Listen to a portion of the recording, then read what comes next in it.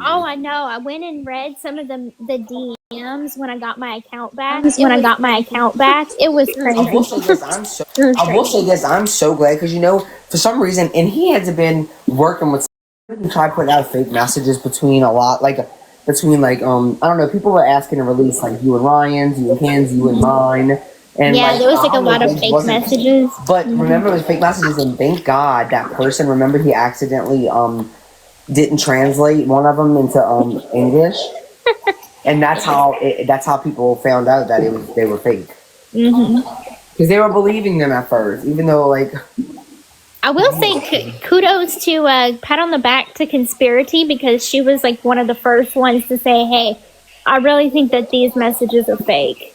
Like, yeah, yeah. Sometimes she has integrity. Hi, Miss 07. I'm sorry you can't join. There's no guests at this time. She's actually one of the few people that was like respectful of Dan. Like like when everybody else thought Dan was somebody else, and I knew who he was. She was mugshot dance. actually knew who he was, the real Dan, and she agreed with me that he had been private for this long. Like there was no reason to like put out his name. I don't know if she ever did. I really don't think she has. But I mean, maybe I don't know. But I mean, we know certain people they going to because. Who was the first person to put out his real picture? Who do you think?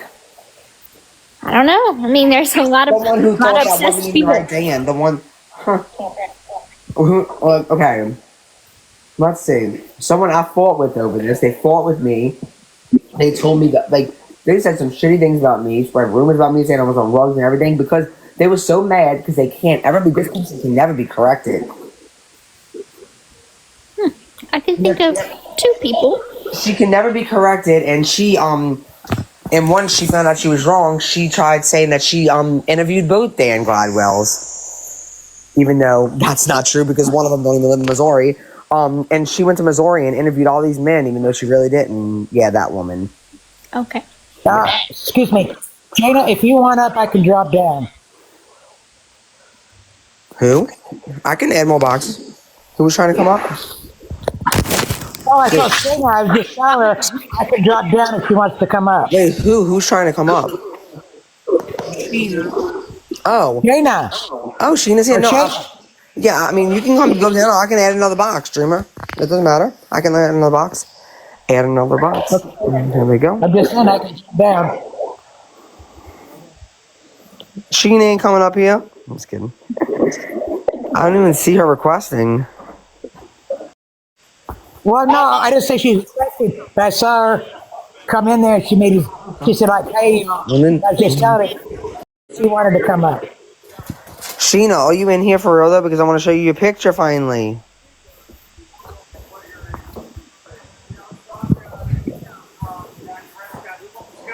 Tammy Hutt, I seen you in here being rude the other day. You trying to come up? You got a question or something? Ask in the comments. Ask in the comments.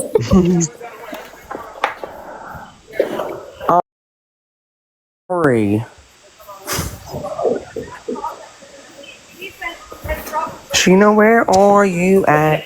I want to show you your picture. Anybody text her? Oh, I thought Dreamer said she was in here.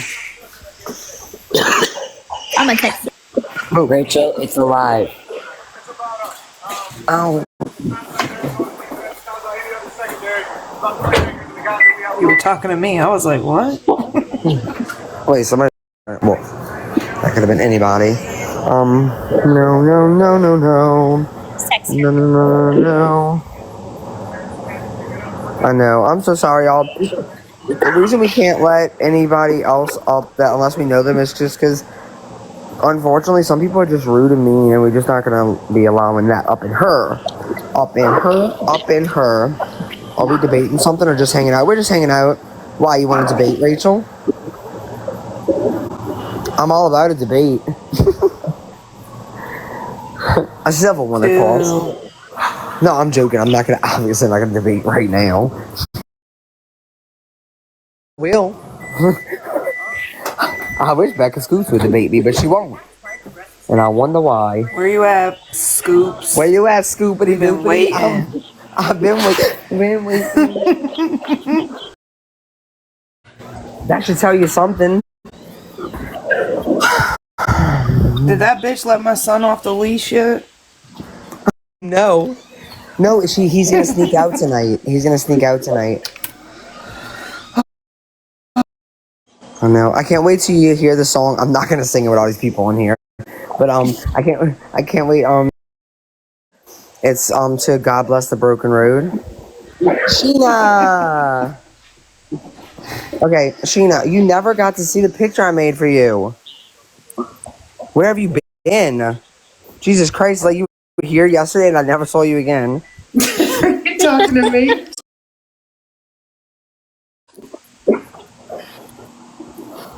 That goes rogue. I've been in Delusionalville and I decided to check out of that for a little while. Look, Sheena. Welcome back. Welcome back. Sheena, look at the picture. Miss Popular. I fucking love it. I love it. Look, It's perfectly me. Your magenta legs. Your stockings. I love the magenta legs. So it says, look, on one side it says, yes, I'll be beating Nicole on the dance floor for the 6th year in a row. And then on the other side it says, wait, Scott, like, just put it down.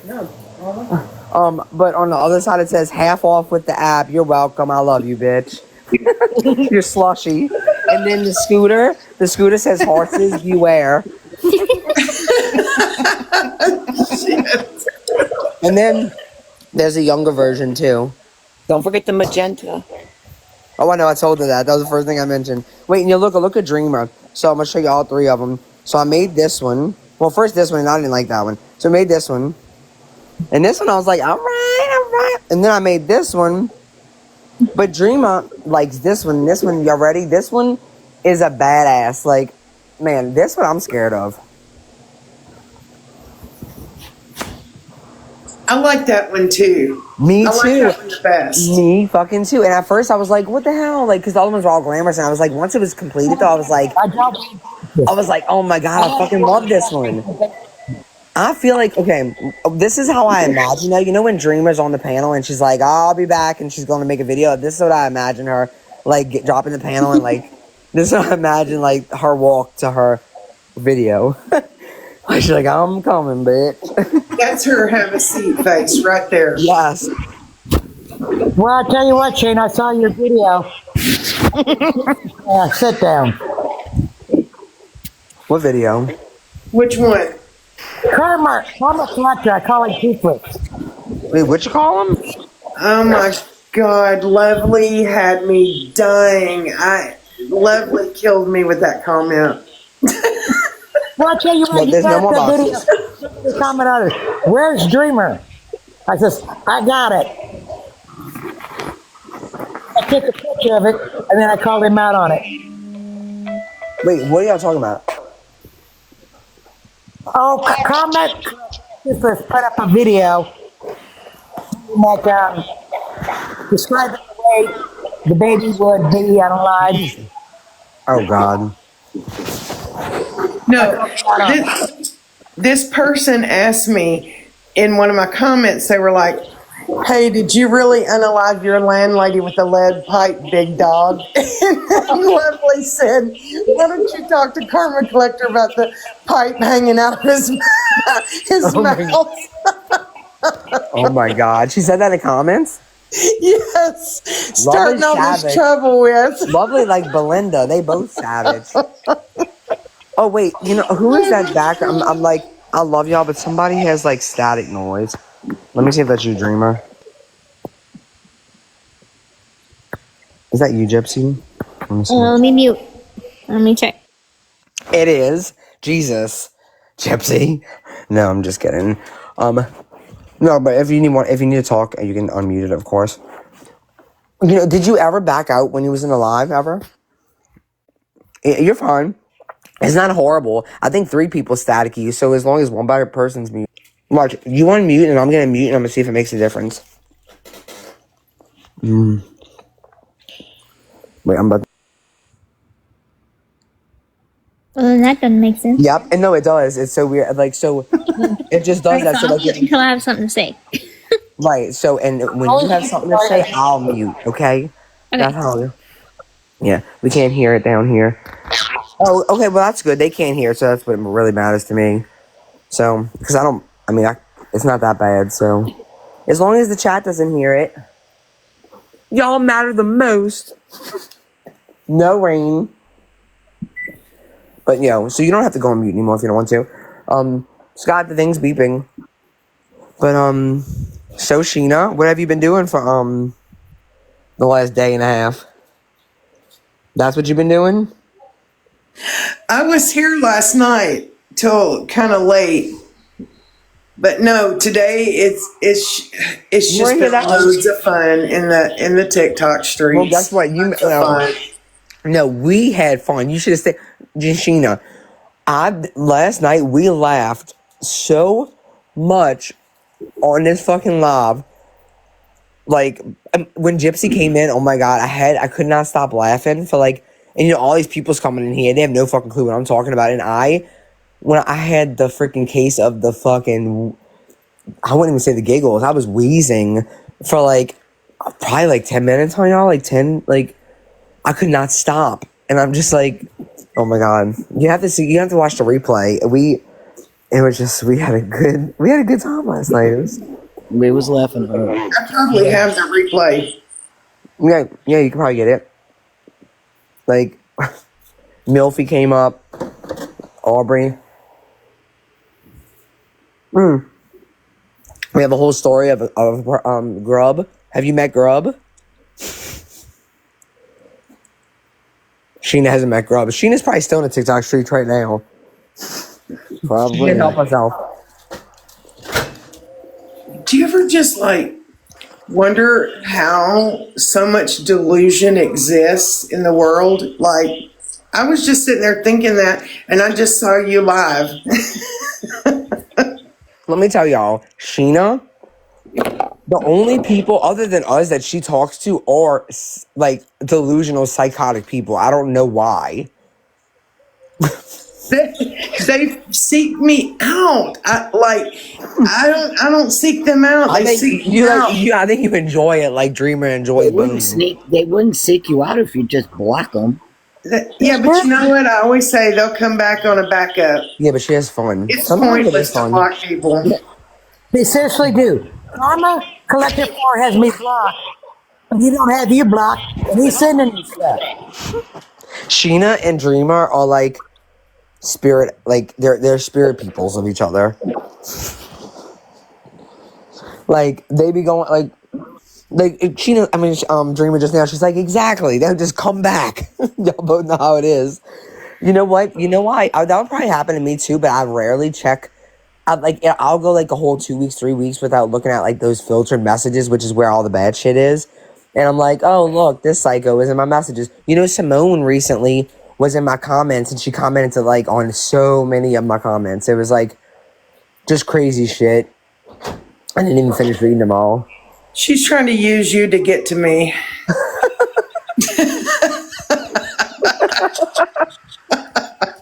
I know her games.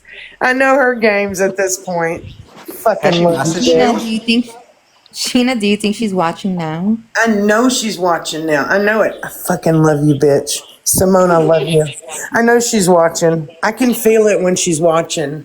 How about They're Terry? all watching. As soon as Brie gets off live, this live will be all over the internet. So? Oh, you're talking about because of Simone? Yeah, Simone, you already know. Audrey. Is Audrey still streaming us? I don't know. I can't go check because I'm here. Why do you say Audrey? Oh, because she corrected me one time when I said Audrey. She said, it's Audrey. I was oh. And so now, I have to say it correctly, Gypsy. That's the respectful thing to do. So, Audrey. I don't know how I said it wrong. And now I probably still say it wrong. I probably am a spaz with it. It's your accent. You say Audrey because you're I say Audrey, Audrey. I think Audrey. Audrey. I was well, excuse me. And then she tried saying that I said Fancy Michelli's name wrong. She was it's Fancy Michelli. I'm well, you need to tell her that because she chose the name and she doesn't say it like that. How you gonna correct someone on their own stage name? Like, how you gonna tell Fancy her name's wrong? I don't even like Fancy, but she literally argued with me about that. It's Michelli. I'm like, it's not though. Like just because she's supposed. I told her that somebody told me it's pronounced either way. Scott, that's loud. That it's pronounced either way, and she was like, no, it's not. And she's like the expert of all things, so she's right. But the thing is that no matter how it's supposed to be pronounced, Fancy is the one who chose that name, which means she can say that name however the hell she wants to. So why would I say it the way that Audrey wants me to say it when it's not her stage name? It's Fancy's. So yeah, it's Michelli. And didn't she make a whole video correcting you on yes. Michelle?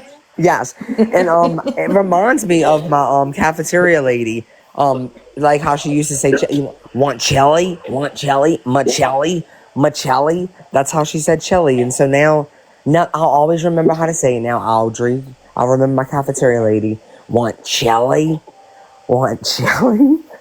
So please correct me if I'm wrong again, Audrey.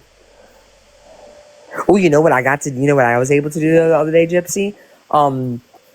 Audrey came in here and was like, Gypsy did have myopathy. And I'm like, no, she didn't.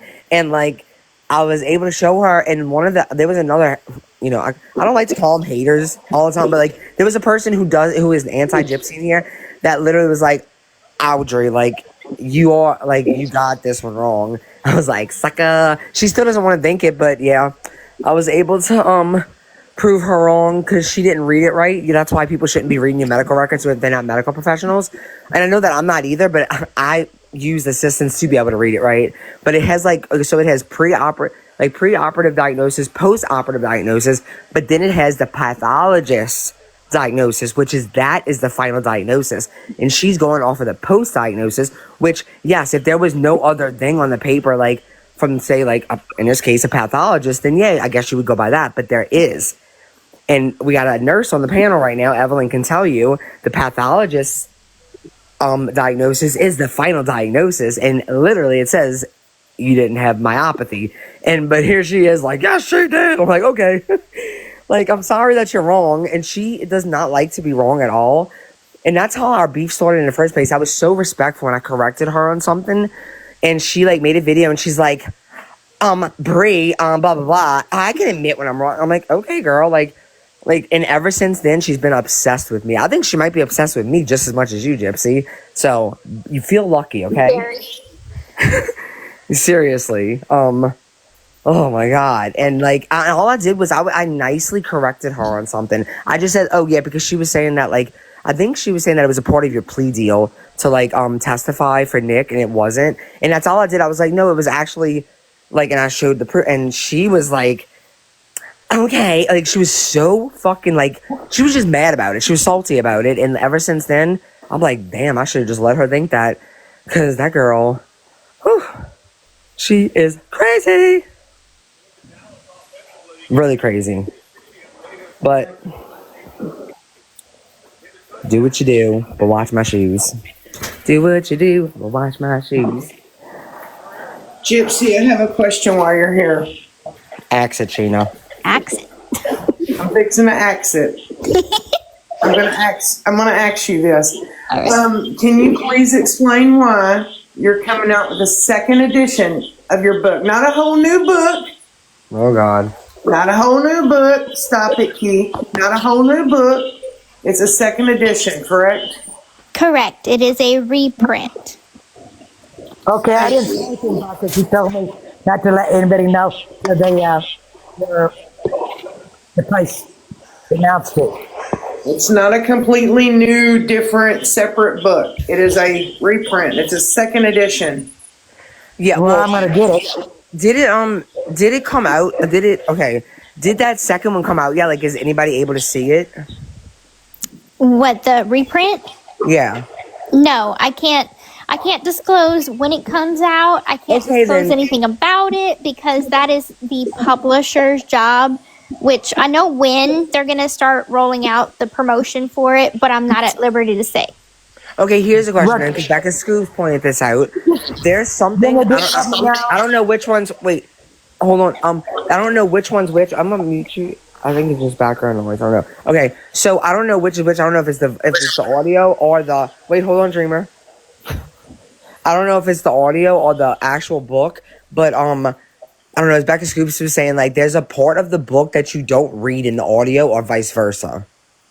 And that is a strong possibility because when I was, and they always use this clip of the show, and it's very misleading. There's this clip in the show where it's after I was in the studio and recorded the audio version. Right. That I'm opening the book, and that's when I had got like the 200 copies of my book to sign. And I said, I have read this book like 50,000 times or something like that. Something along those lines. I don't remember what it was verbatim. And then they show, oh, well, I'm explaining, well, I didn't read my book thoroughly enough when going through the edits. Okay, both are true. But the thing is I did not proofread everything in the book before I went into the studio. So when I went into the studio, I went in blindly. So I had to record even the errors that are in the book that needed correcting. I had to say verbatim.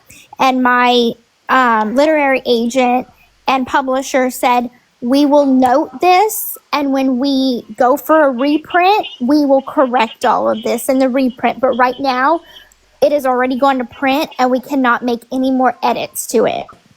So I had to verbatim, even the incorrect information, say while recording it. And you know what? I want to say this, and I wish if people weren't mass reporting my accounts at the time, because we knew this before the book was, before like you was even really, the books were going out, you knew this already. You didn't, like a lot of people are thinking you're like, people are getting the books and like you're listening to what people are saying about it. No, you were the first person I told. You was the first person. I was the first person Yes. you told, and I went out and I even talked about it publicly, and I even said the things that were wrong. And of course, that video is gone now, and that footage is gone now. But because it's some of the edits is like very simple. Like the football teams are wrong. Yeah, it wasn't the Bengals, the Cincinnati Bengals and the Saints. It was the Bengals and the Chiefs games that we had plans to go to. Well, in the book it says the Bengals and the Saints, and I'm like, that's incorrect. Like, so some errors are that minor. Like, very minor. Like, and I talked about this. Like, I remember you were actually still out there reading when we talked about this. And I was like, I knew right then and there, I was like, I really want to talk about this on live because I know that if you don't talk about this before the book comes out, people are going to do what they're doing now.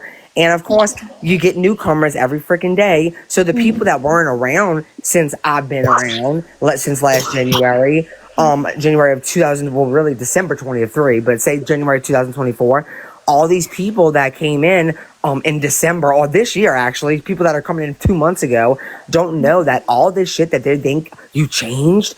I talked about that literally before your book even hit the shelves. I literally said what the mistakes were. I called Bree. I was like, Bree, I just came back from the studio. There's so many corrections that I need to make in this book.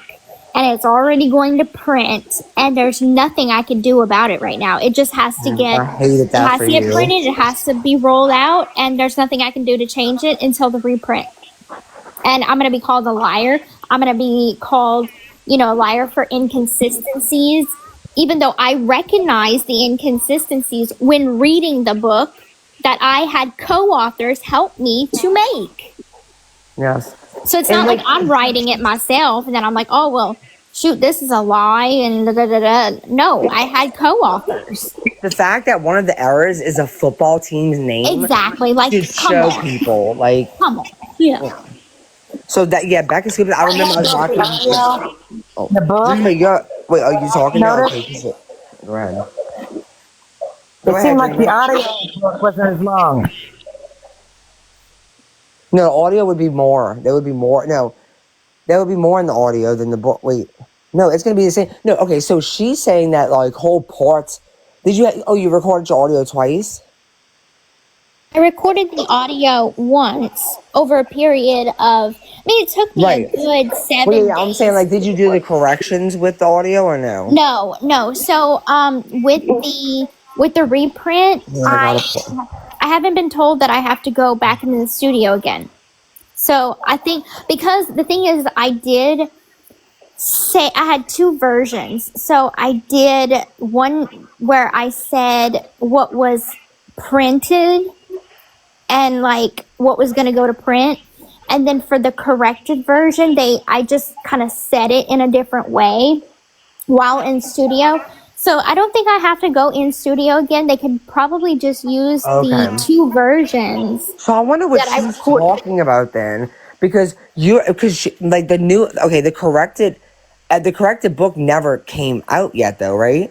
Correct. Right. So I wonder how back because I mean I don't like I said I don't really watch one of the most recent ones like someone that told me to watch it because it's actually ridiculous and it is. So I fucking watched it and she talks about like this point like I don't know if it's the audio or the book, but one of them like it's in there, one of them it's not. But that doesn't make sense if you had to read it verbatim. Mm-hmm. Yeah, I had to read it verbatim, and I'm gonna have to go watch that again then. yeah, see, let me know because I mean, Yeah, because that could be hard easily. I mean, I've seen her straight up lie before many of times, and because she even said it was weird. She said, something about a rewrite. Like she was talking about how your books, like you're doing another book, and it almost sounded like she like had the inside scoop and knew exactly what wasn't going to be in, and there's no way. So like, I'm gonna have to go watch it. So don't quote me on this, anybody. But I know for sure she does say that there's something in your book that's not in the audio or vice versa, and that's impossible if you had to read it verbatim. exactly. So I don't know what she would be talking about. I have a second chance at making sure I proofread it this time. I have to get all the edits and all the proofreading done by November 11th. So I'm in the process of doing that right now. So I'm going through it with a fine tooth comb. I did take out something that I felt that my co-author kind of went a little too graphic on that never Co-author, said- y'all, not co-defendant, co-author, okay? co-author, Michelle, Matrashani. There was a line, and I understand that the line was supposed to be impactful and give real like depth and meaning to it, but I felt like it came off too graphic and too abrasive, and so I asked that be removed, and so that little line will be gone. I added a few things like the Barbie thing. So when people are like, yeah, you said that your mom didn't let you play with Barbies, but then show a picture of me holding a Barbie. Okay, well, there's more detail to that. So my mom didn't let me play with Barbies when I was, 4 and 5 and 6, but then let me start playing with Barbies when I was 10, 11, 12, because at 10, 11, 12, that's when girls typically start getting into makeup. They start getting into boys, the age progression of maturity continues. So that was just something for my mom to kind of like, in a sense, stunt my growth. That Well, literally don't play makes with so much makeup. sense. Don't be interested in boys, but here's a Barbie doll. Does that make sense? No, it makes absolute sense, and I just wish people would listen to you, Gypsy. And you know what? I know that like I'm so glad that you're in a place in your life where you're just like I'm fine, But like when you get into these discussions and you say things like that makes so much sense. I don't even think you realize how impactful that could be to other people out there, because like I never even went through that. And when you just said that, like before you even said the reasoning, it's like I knew exactly like why she would do that. Like, just don't ever forget your voice matters. I'm telling you, because when you come up here and you actually speak and you speak on your story, like if people don't want to believe you, it's because they don't want to believe you. But like what I always have said, because they're like, oh, Gypsy could lie to you. No, the talks that we've had, like everything that you tell me is logical. It's logical and it makes sense with everything that I've researched, and it matches up. And there's no, like, that right there, like the Barbie thing, like, that makes so much sense. Like, you can actually gonna pull that out of your ass. That's actually, it psychologically makes sense.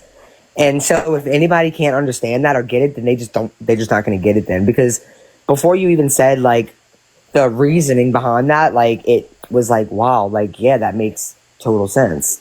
So I mean, too, when I was like 6 years that's old, wild. you know, my mom was like, why aren't you, you know, it doesn't That's seem like you're crazy. interested in Barney or Sesame Street anymore. You used to love that. You know, let me get you a you know, a doll or we used to call them Weebles, but you remember the Fisher Price little people? Yeah. They were like little fat, short figurines. It's just so And crazy. you know, she's like, well, why don't you play with that? And you know, so it's just kind of like I was growing and maturing, and you lose interest in things. You know, you stop being interested in Sesame Street, and then you go on to watching Disney princesses, and you just mature. And so stunting the things that she wanted me to like is you know, what happened with the Barbie. So that's why I'm like, details matter for some things, and then details really don't matter in the big picture for other things. So that's why I wanted to specifically like add that. Like, yeah, I wasn't allowed at this age, but I was allowed at this age, and put context to it. Yeah, it's just, you know, nobody, you know, like, you never had to tell your story. And people will say, like, well, we didn't want to hear it. Yes, you did, because I promise you, the people that are not for you there was just as many people who bought that book who don't support you than there was that do support you. Okay, so they were. Some of them just got it or listened to it somewhere else, but a lot of them bought it. And, like, that's the sad part, is because, you know, especially when you have so many years, like, you, like, didn't get out until you were almost 24. There's so many years, so many details. Think about your own life without all of that. Imagine the details, like, in someone like someone like you. And to think that one book is going to tell your whole life story, like, every single detail, there's no way.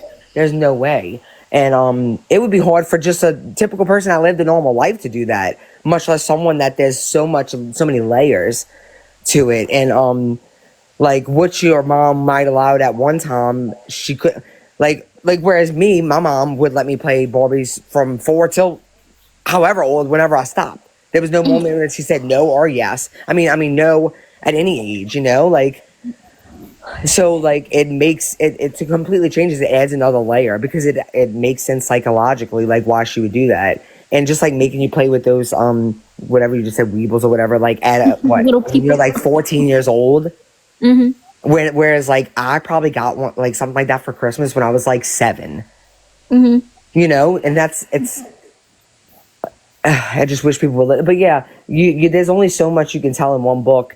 And I wish, you know, how when you sent me the rough draft, and I just wish sometimes that I would have read all the way through so I could have helped you, like, if you missed anything, like, and some things I wouldn't have known, but some things I would have. And, like, because I hate that for you, because I know that people are they just rip you apart and it makes sense that could happen. You had 2 other co-authors, like, they never lived your life, you did, and they're just doing the best they can with what you tell them. And yeah. But and it's like they work on transcripts, they work on conversations, but there is margin for error whenever, you know, we're not talking on a daily basis like friends. We have a few business calls, and, you know, if something is not explained to the 10th powered square, there is margin for error. you know, I want to ask you something, and I don't mean this in a disrespectful way towards the people that helped write this book. Do you ever feel like, in a way, like your book was like, I know, like, maybe you always wanted to write a book, you know, and tell your story, like, for you, you know, but do you ever feel like it was rushed to do it when it happened? And do you think that if you would have, like, come out and, like, just lived, like, and then told it? Yes, I 100% feel that way, because what I'm trying to explain to people, and I explain that kind of like in the post that I put, where, you know, if people invalidate me, this is where I'm coming from, is that I completely 100% agree that I should have came out, lived a private life, worked on my myself, worked on my trauma.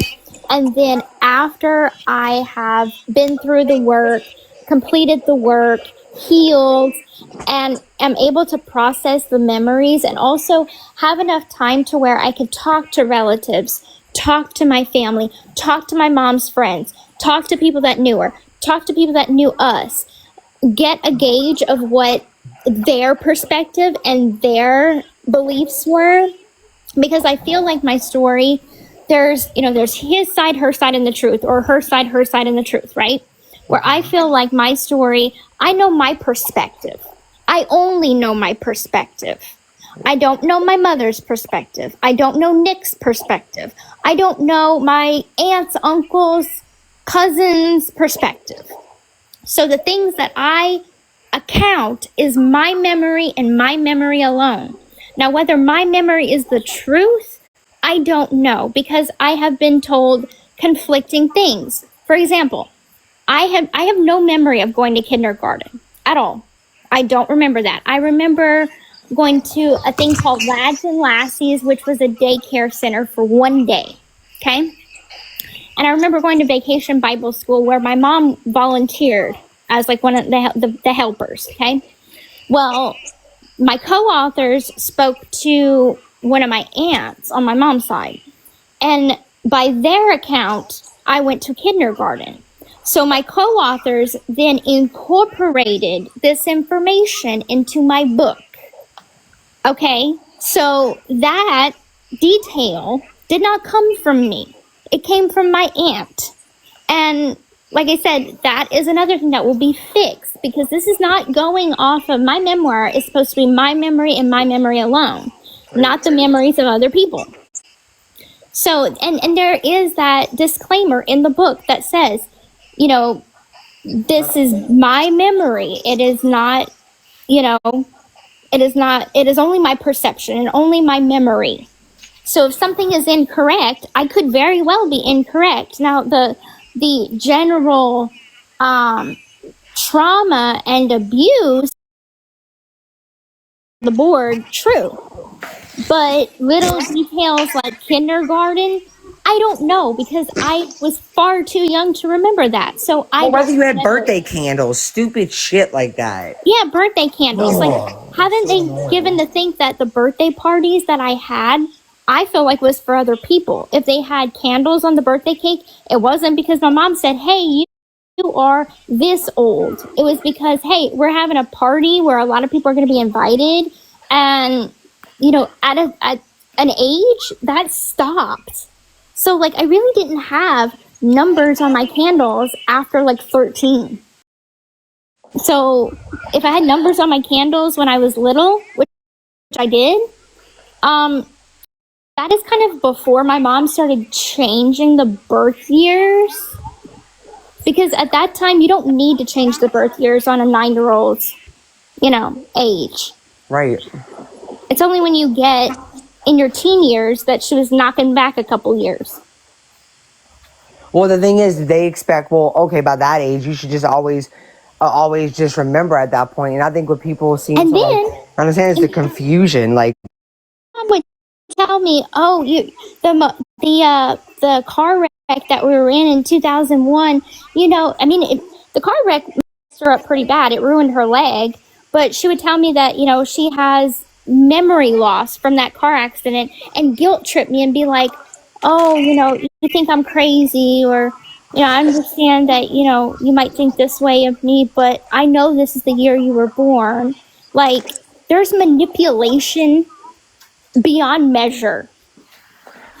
and she did tell some doctors that too, like that she would tell some doctors that, but then she would tell some doctors that you were born like you were born paralyzed. And she even told one doctor that you were quadriplegic, which I don't know how a doctor wouldn't be able to look at you and see you weren't. It's quadriplegic with like all limbs. All limbs, yes. Like literally. What the heck?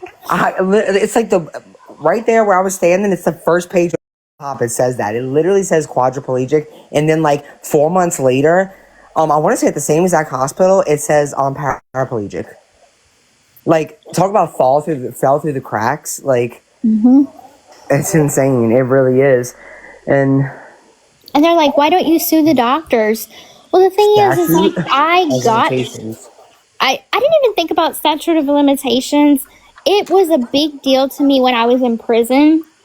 And I've always just been so damn busy. Like, in prison, I was in school. I was trying to get my GED.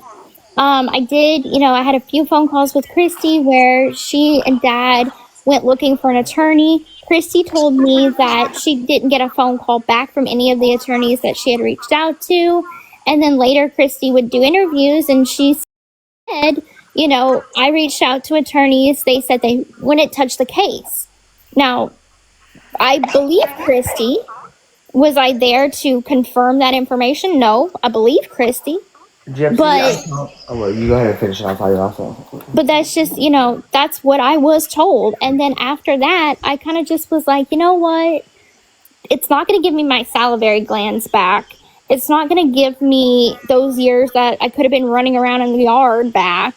So what gain do I have? Most of the doctors are too old and retired now to even sue. What does it matter? Like, I have a kid now. I have a life now. I'm 34 years old. If they're retired, then good. They ain't going to do it to anybody else. What's the point in suing them now? Well, So many doctors anyways. Okay. Have limitations too.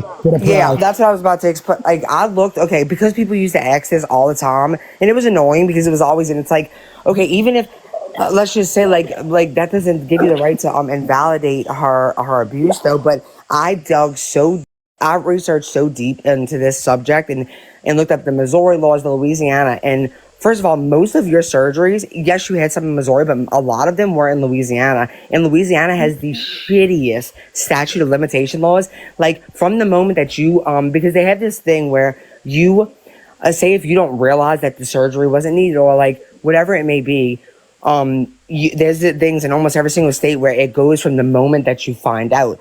But there's only a certain amount of years to say, it might be 5 in Louisiana, like, is like 1 or 2. Like, you have 1 or 2 years to be able to. So basically, you had maybe 1 year for Louisiana. Anything that happened in Louisiana, you maybe had 1 year. Watch it. It was even past that.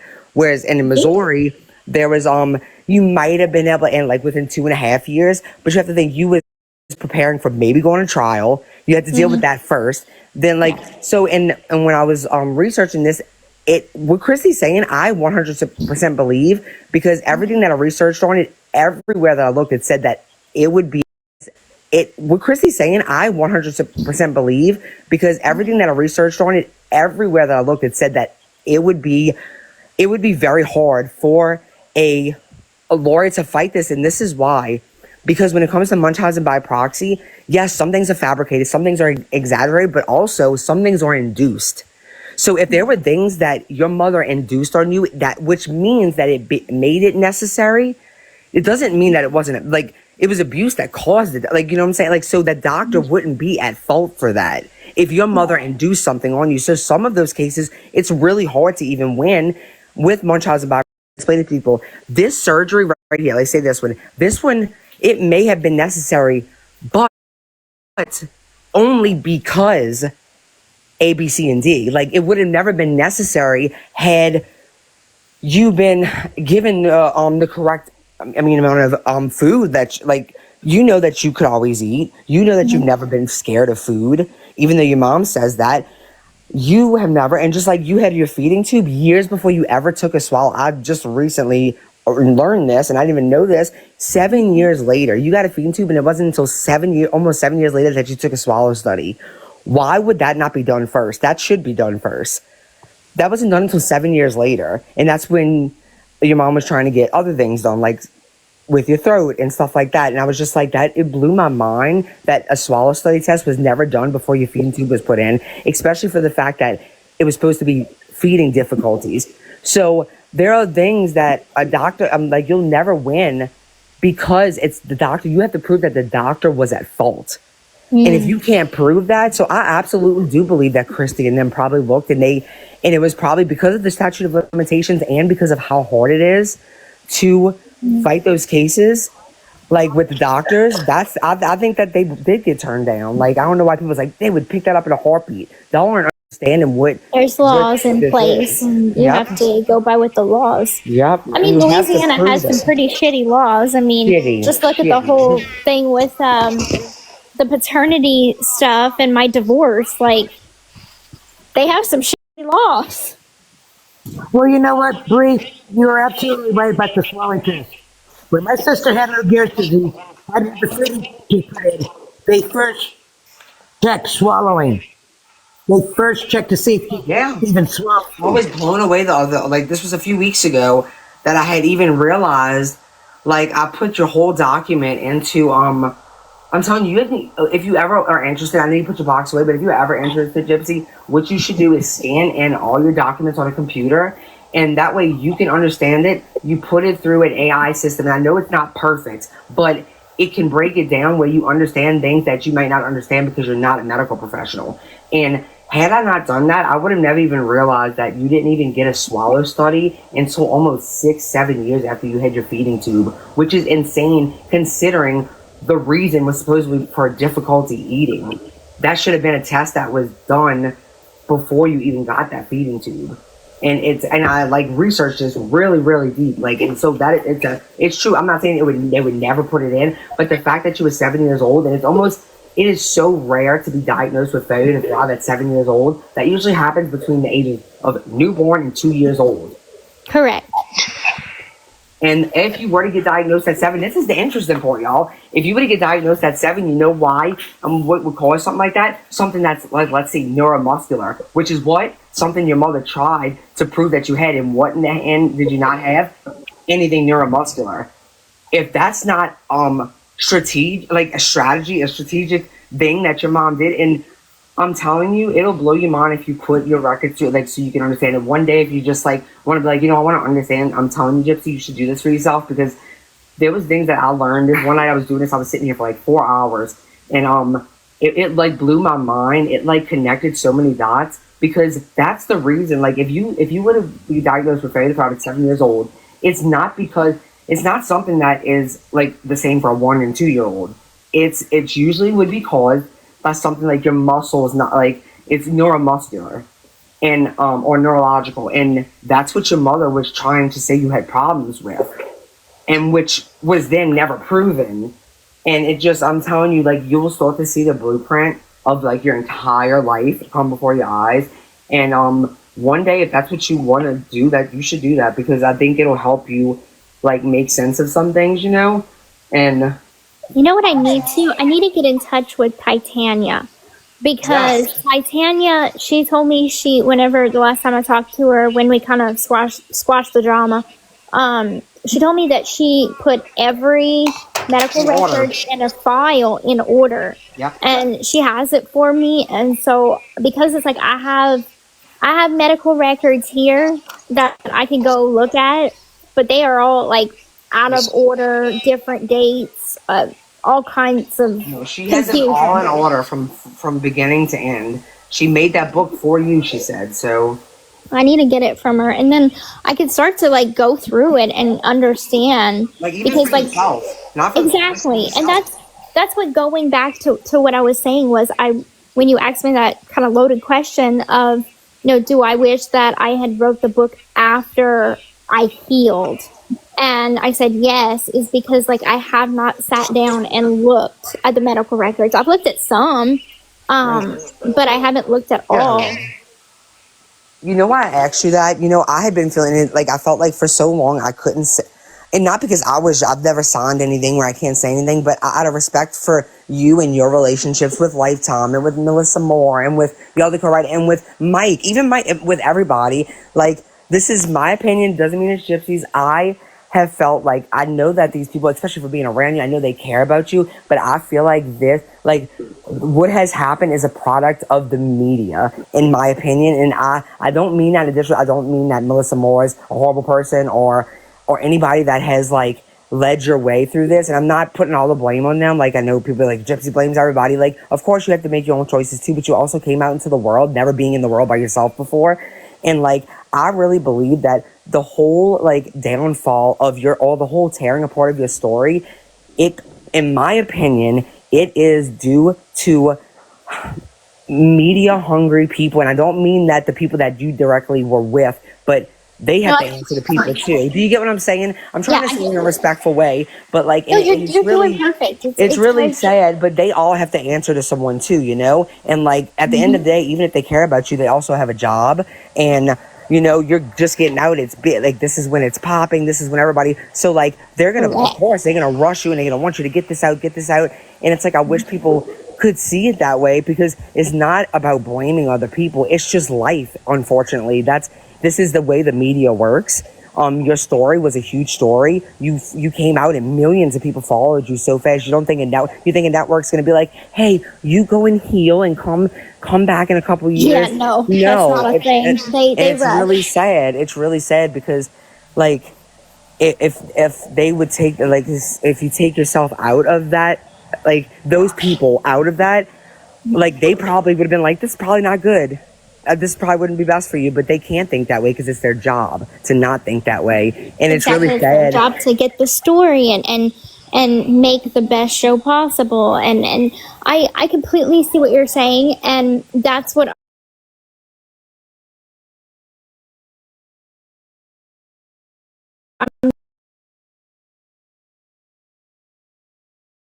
okay, in one interview, okay, this is what I believe at this point in time. Say it's 2017, and I'm being interviewed by Dr. Phil, and he asked me a question. I'm going to answer on what I believe to be true. Now, if I find out 3 years later, oh, this didn't go down like I believed, then I'm going to change and correct and say, okay, this is what happened. Even though I'm answering the same question, it'll be different because I've learned new information that made me correct it. That is different. So it would have been nice if I could have went, healed, processed all the information, learn what was fact, learn what was false, learn what was,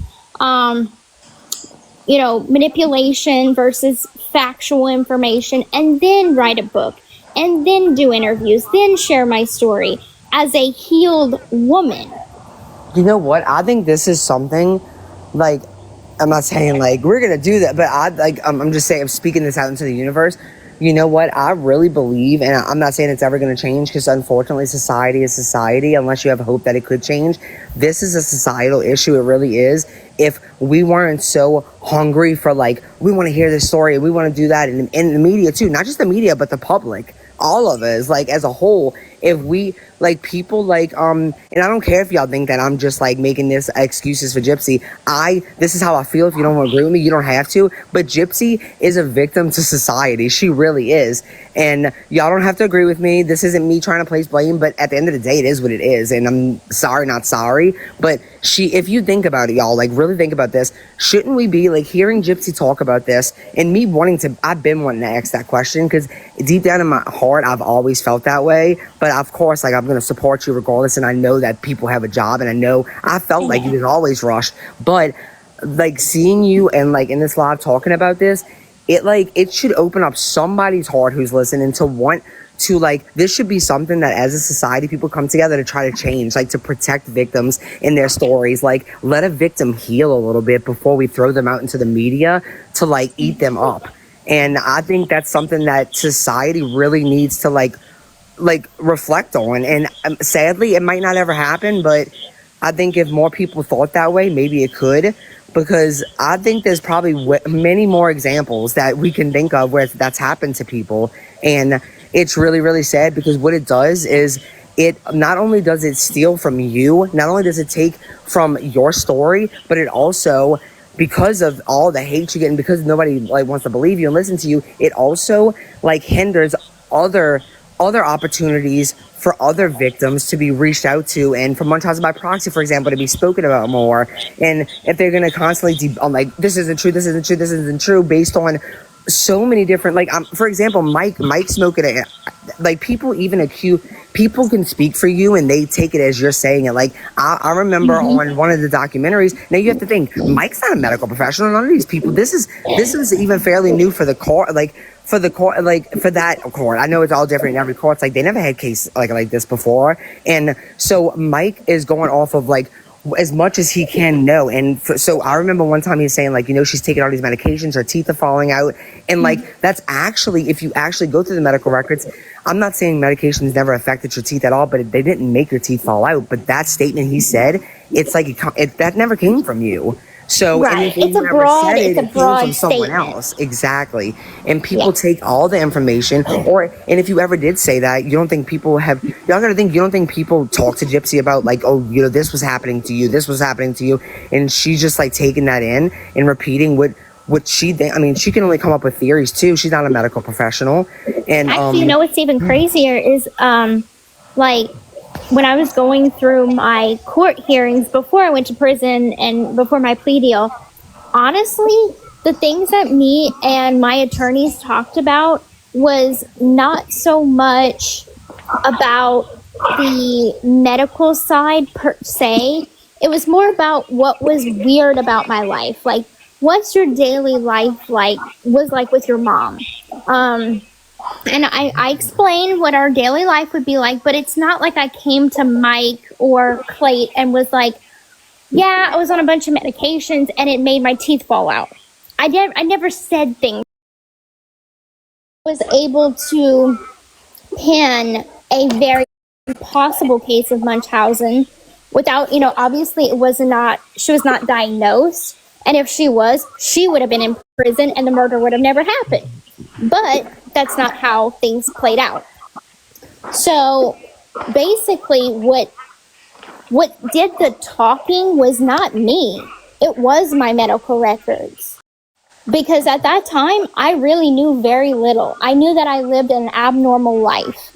And a creator had pointed out, never did I ever tell Nick I'm being abused. Because I didn't grow up thinking it was abuse. I have a weird fucking mom. Exactly.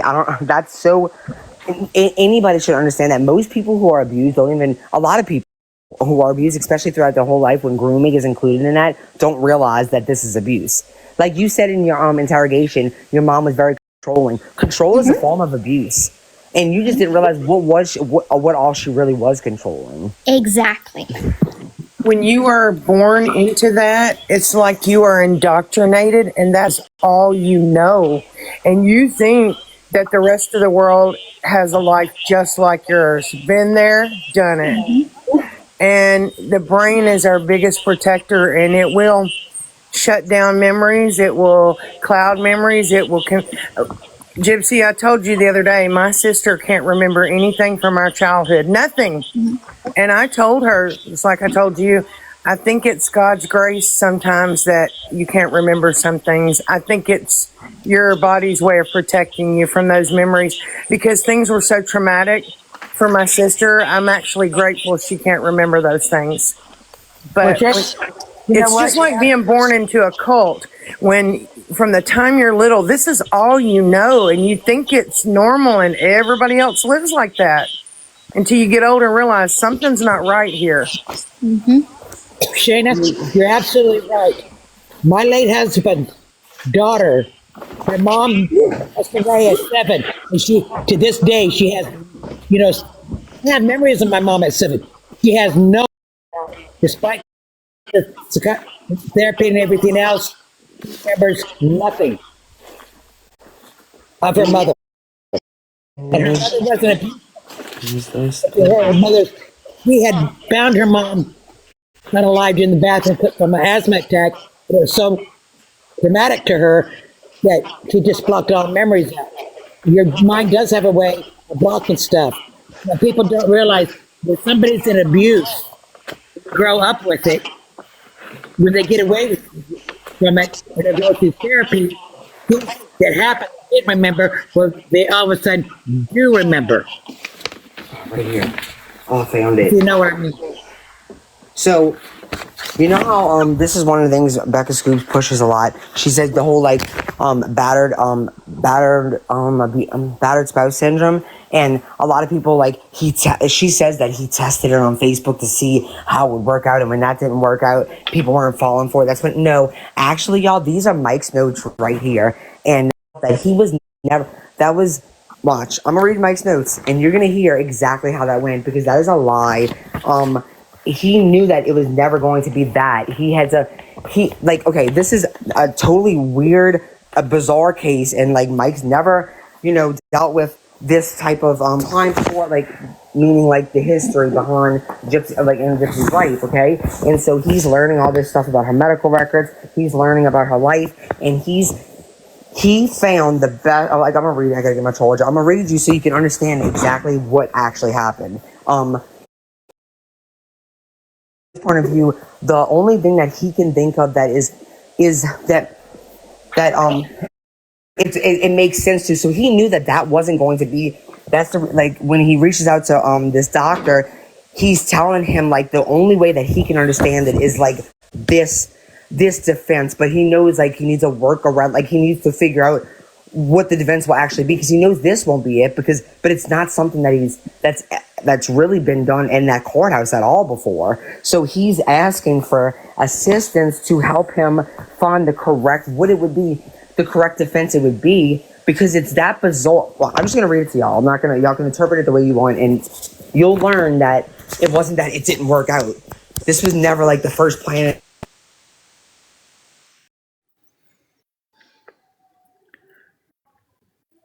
Oh my God, I scanned down on my phone on accident. But so Gypsy talked about this on a phone call with somebody. Yeah, Mike probably had those conversations with her and explained about her in prison, never has, and doesn't have any background. Do you think she understands anything legal? But you're going to learn, I'm going to read you Mike's notes, and you're going to learn exactly why he spouse syndrome. It's not because that right there was going to be the defense. He knew he was going to have to find something. That's just the category. He knew it's something like that. Okay, so Gypsy is charged with first degree murder. Then her mother Dee Dee, her boyfriend Nicholas is also charged. They met in a long relationship. I'm going to get to the most important part. In March, they first met. Nick rode a bus from Big Bend to Springfield. Gypsy's mother figured out that they knew each other and forbade Gypsy for talking to him. Gypsy and her mother's relationship became toxic. In June, they planned to unalive her. Nick went to Wisconsin. The Gypsy was in the bathroom while it happened. The two of them traveled to Wisconsin, where they ultimately apprehended. Gypsy's case is very unique. At the time of this murder, hold on, me the next page. You're gonna see that he talks about this. Okay. At the time of the Gypsy believed. What did it say last? Everyone, meaning people in Gypsy's life, believed that Gypsy had numerous serious health conditions and was confined permanently to a wheelchair. This was not true. Her mother had worked out an elaborate scam and had raised Gypsy to assist her in that, to be complicit, which y'all do understand what complicit means, right? It doesn't make you not a victim. Gypsy was almost completely isolated from her entire family and from the outside world. Gypsy never went anywhere alone. She had very limited contact with family members. Her entire family believed that she was sick and couldn't walk. I had personally met with her entire extended family. Family all lives in extreme southern Louisiana, and Dee Dee and Gypsy have lived in southwest Missouri since Hurricane Katrina. Dee Dee changed the spelling of their last name and even changed Gypsy's birth date and convinced Gypsy she was 4 years younger than she really was. I discovered that Dee Dee had warrants for her arrest in Louisiana for several thefts dating back from before Katrina, including one where her father was the victim. Gypsy's actions and reasoning skills are very adolescent, preteen. She states she has very little formal education. She speaks intelligently, but doesn't reason things out very well. Her writing skills are fairly elementary. She's writing in a block letters. It appears that her mother and her treated ailments that she did not have. We found a stolen prescription pad. So that's true. You know how like everybody tries to say that's a true story. We found a stolen prescription pad from Children's Mercy Hospital in Kansas City at the house, and Gypsy has a feeding tube in her stomach that she clearly does not need. She says that her mother refused to have it removed. She was given seizure medication by her mother. She has taken meds or had seizures since she has not taken meds or had any seizures since her arrest 3 months ago. Most of her teeth are false. She states that her mother was given her medication. I have spoken with family, and they claim that Gypsy was younger. Dee Dee had been poisoning her stepmother for several months when she was younger. And when they found out this, Dee Dee disappeared and with Gypsy. Gypsy says that her mother controlled every aspect of her life. She never left the house without her mother. She never spent time with She never spent time with friends alone. Her mother executed DPOAs, which is true. I seen them. They're signed. With all the doctors, and did most, if not all, the talking. Her mother was verbally, emotionally, and occasionally physically abusive with Gypsy. When Gypsy wouldn't do what she was told. Dee Dee used false ailments to scam tons of charities all over the country. Gypsy was told how to act and what to say most of the time. She never got to speak for herself. When Gypsy started expressing interest in having a full relationship and possibly marrying Nick, she says her mother became very controlling and abusive, telling her that no one loved her except for her mom and that she would never be allowed to leave because the doctors all thought that Gypsy was crazy and they would return her home if she left. Nick likewise was very abusive and controlling. I have reviewed many of his this part, y'all, and I hope it comes out soon. Nick likewise was very abusive and controlling. I have reviewed many of his Facebook conversations with female friends and Gypsy. His interactions are very controlling. He can demand certain words. He said he can talk bad about Gypsy, but one of his female friends is not allowed at all to say one word that disparages her. So he said like he could talk bad about Gypsy, but one of his female with Gypsy, he talked her into S&M. So he's getting this from Facebook messages, y'all, okay? And she says, and the Facebook posting confirm that it started very pedestrian and grew into very dark and controlling. She was the submissive partner. She would post a pic of some S&M activity and she was required to respond. He would post a pic of some S&M activity. She was required to respond. She was also required to respond in certain ways. She had to call him daddy. If she failed, and this is information he's getting from the Facebook messages that y'all. She was submissive partner, blah blah. She was also required to respond in certain ways. She had to call him daddy if she failed to respond correctly. He would get very upset because he would have to delete the post and start all over again. He would also tell her to take pictures in costumes and nude photos. He says that if she didn't do it, he would be very angry. According to his writings, he had multiple personalities. 3 personalities interacted with Gypsy as well as his other friends. Victor Aziz Facade was very dark and homicidal. He is he was the one who was talking to Gypsy when, meaning Victor, when Nick unallowed DD. Gypsy says that Victor was very dangerous, and the text Nick sent the night before he showed up for the murder, stated that she was to do whatever Victor said because he loved to kill and he did not want to hurt Gypsy. Which, imagine the person that's going to allow the murder is saying that, like, you have to behave because this person likes to kill. So that means that Gypsy has to listen to him. But, But Key was saying, that was all her that night, Gypsy was definitely involved in the planning. Gypsy was definitely involved in the planning of the murder and was present. Well, you know what? Wait, Dream, I'm not done. Hold on. And was present but did not participate in the act itself. What I am looking at, okay, is some form of battered spouse syndrome. Gypsy's mother so isolated her and abused her so much over her childhood that Gypsy had no other alternative but to kill her mother. I have yet to find the parallel to the battered spouse syndrome for this scenario because, frankly, the scenario is extremely unique for that, meaning that he knows that won't be the defense. He doesn't think because it's battered spouse syndrome, but he's using that. That's why he's reaching out to this person. Because I'll read the rest so you can understand.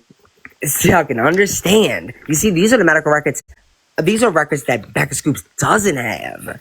I need a neuropsychological evaluation to determine what the effects are on Gypsy from all of this. I need someone with training credentials to potentially help to understand what this defense will have to be.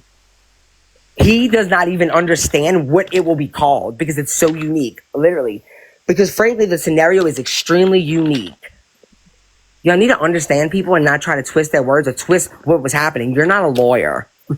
Dr. Scoops, you're not even a nurse anymore. But anyways, I have spoken with Pat and Chelsea, and they both tell me that Dr. Fabian is excellent. I spoke with Dr. Fabian for about an hour and gave him the same information that I listed above.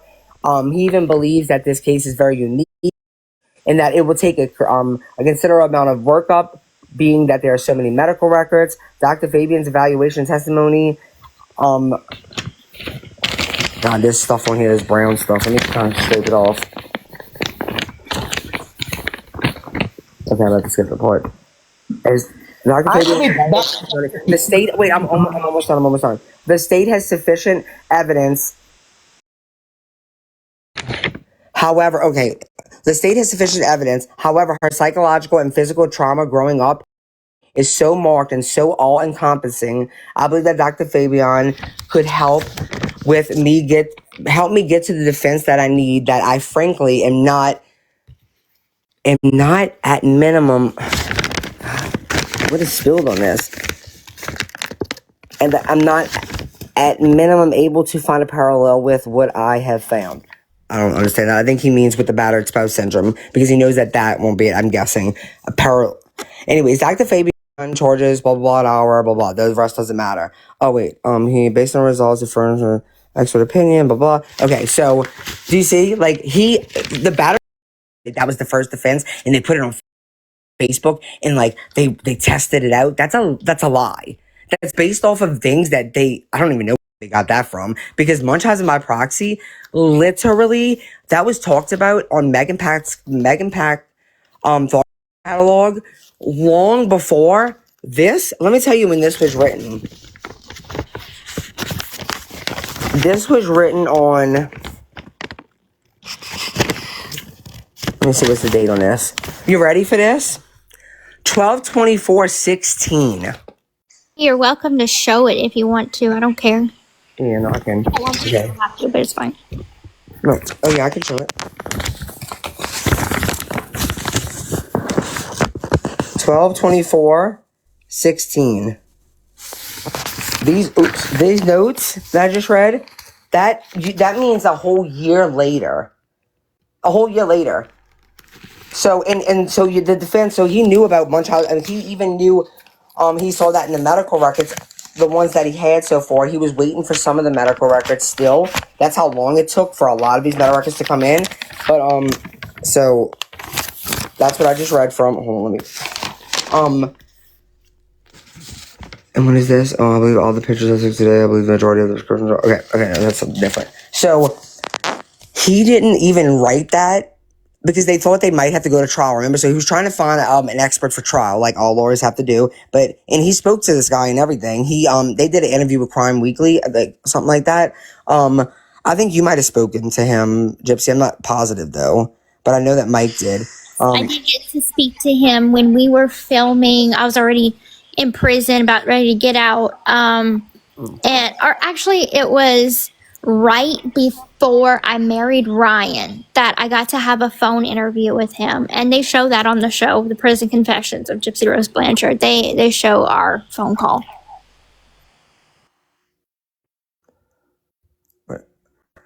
And I was reading that, and I was saying, oh yeah. So when people say that was the defense, no, that was the best way for him, like the grasp that he had on this, because it was so just unique, because it really is. And sadly, it's probably not as unique as people think, but people get away with it. I promise you there are other people, whether they're children, whether they're young adults, and whether they're elderly people especially, who are living like this, and we will never know. And guess what? We really won't ever know if we never listen to people to educate ourselves for red flags, because if all we do is constantly invalidate people, then that's never going to help.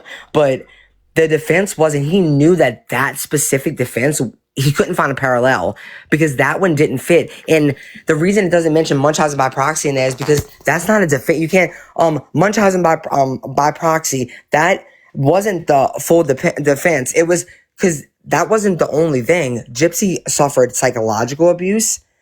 Like, there was more than just Munchausen by proxy. That's the medical side of things. Her mom, and yes, you can also be affected emotionally and mentally, and from the Munchausen by proxy too. But there was stuff even outside of that had nothing to do with that. Like the fact that her mother wanted, like, she viewed Gypsy as a possession. So, like, telling her, like, no one's ever going to love you except for me, that had nothing to do with the Munchausen by proxy. That was a whole different other thing. It might have stemmed from that. So there was no defense ever used because she never went to trial. But with all that they had, they were able to present that to the prosecution. and the prosecution felt like these was mitigating. Like there was enough that they saw that they felt like Gypsy deserved to have a lesser sentence, but still be punished for her crime. So 10 years they felt like was fair. Like, Mike and Christy told me the story. He said that Mike, they were in an elevator together when they decided that they happened to get in an elevator, and Mike told he was like 10. They had been discussing and they never decided anything yet, and he was like 10 years, and Dan was like, all right, I could do that, 10 years. And I think that the way that Dan talks about it in the show, you can tell that he really did have empathy for you, but he also felt like you should be punished. Anybody who has actually reviewed this case and really reviewed it, experts, not people on the fucking internet, experts. There is no expert that has ever denied that Gypsy was abused based on what they have seen of her records. Not based on you have to think, Gypsy didn't talk to a lot of these people. Gypsy didn't talk to them. They saw they saw documents. They saw shit that y'all might not ever see. That's what they saw. Gypsy, even with Mike, the people saying like he's the one that came up. Mike didn't know Gypsy or Dee Dee. He was going off of what he saw too.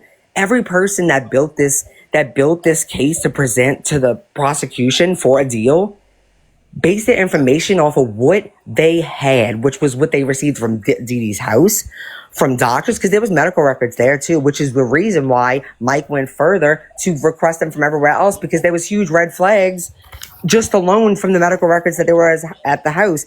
There was a book underneath the bed that literally there was sections in it, and it told different stories of Gypsy's life. And Christy's been telling me she wants to try to find that for me. She hopes she still has it. But it was because you know how your mom, you would probably remember this, did different, if Louisiana, people in Louisiana, for example, or people in Missouri, people still thought you had cancer, but doctors knew you never had cancer. It's that was a way for your mom to keep up with her lies. She literally had a book underneath the bed that had different diagnoses and different things that you had going on with you at the same exact time, but for three different, for people in Missouri, doctors in Missouri, and family and friends in Louisiana. Y'all. It's compartmentalizing. She did that with her Facebook accounts too, because the Snow Gypsy Blanchard account that has a picture of me dressed as Cinderella, that was her account. Even though it was under my name, that was her account for the people in Louisiana. Okay, so the people that knew my real age, such as my aunts and my uncles, okay, so she would keep them on one Facebook page. And then the DJ Blanchard, with the E at the end of Blanchard, was for the people of Missouri that knew me as a different age, and also with the E at the end of the last name, okay? So, she compartmentalized, separating the people that knew the truth versus the people that knew the lies. She was smart. She was a very, very, very smart woman. You have to be to do all that. And also, I bet it's, her health. I think her health probably took a toll on her because, for one, she was so focused on this, but also because, imagine, I know you told me one time that sometimes you think that your mom, got so entangled in these web of lies that it's she literally mentally, physically, in no way could unravel herself. And you never knew if she wanted to, but you think that, I remember you saying something even if she did want to, she never would. It's she was so tangled in so many lies. And no, you never knew that at the time, but retrospectively, looking back, that's the way that, I remember you explaining it somewhere like that, basically you don't know if your mom ever wanted to stop, but you think that she would have never been able to, probably because of it was so entangled. Imagine 3 different lies, having to keep 3 separate lies in a way, because there were things she told doctors that even her own next door neighbor thought differently of. Correct. And also, what is it called when someone, there's Munchausen by proxy, which, we obviously know what that means. Someone, is it malingering or Munchausen, that when the individual makes the diagnosis that they probably already have worse. Is that not to an extreme? Well, is that not? That's not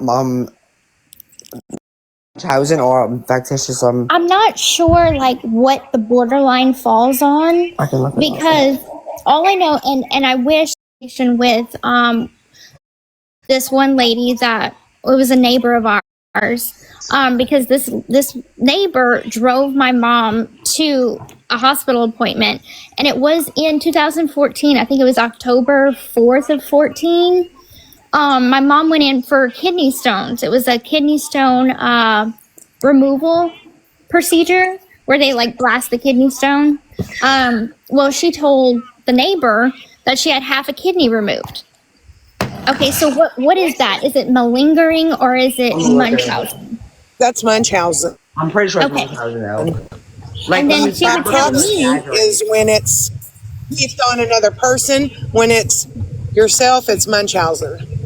So are you saying that your mom made conditions that she actually had worse, or she made them up? yes, and that's why in the messages to Nick, where I'm telling him, oh, my mom is in such poor health, blah, blah, blah, because she was telling me, oh, my diabetes is getting so much worse. There's fluid around my heart. I'm probably not, even when the last Disney trip we went to, she was telling people she had 6 months to live at the checkout, like the check-in at the hotel counter. Yeah, where could we go? We want to make this as special as possible because I only have 6 months to live. Like, what is that called? Are you thinking of hypochondria? I mean, it might be like there's hypochondria, there's Munchausen, there's malingering, and I don't know where that falls. Munchausen would be if she were making herself sick on purpose. Okay, no, it's not that. Oh, but she can also Munchausen is also exaggerating. I'm like, it just said it's fictitious disorder, which is saying that. So it would be fictitious instead of opposed upon another. It would be on yourself. Like, so say if she say if she she has diabetes, do you think she ever purposely would not take care of it so she could be sick to go to the doctor? Like, She would do it to manipulate me. There would be times that I would be, she would call it acting up, but it would just be rebelling, talking back and stuff like that. She would purposely not take her insulin, and that's whenever her depression would kick in, and she would sleep for days on end.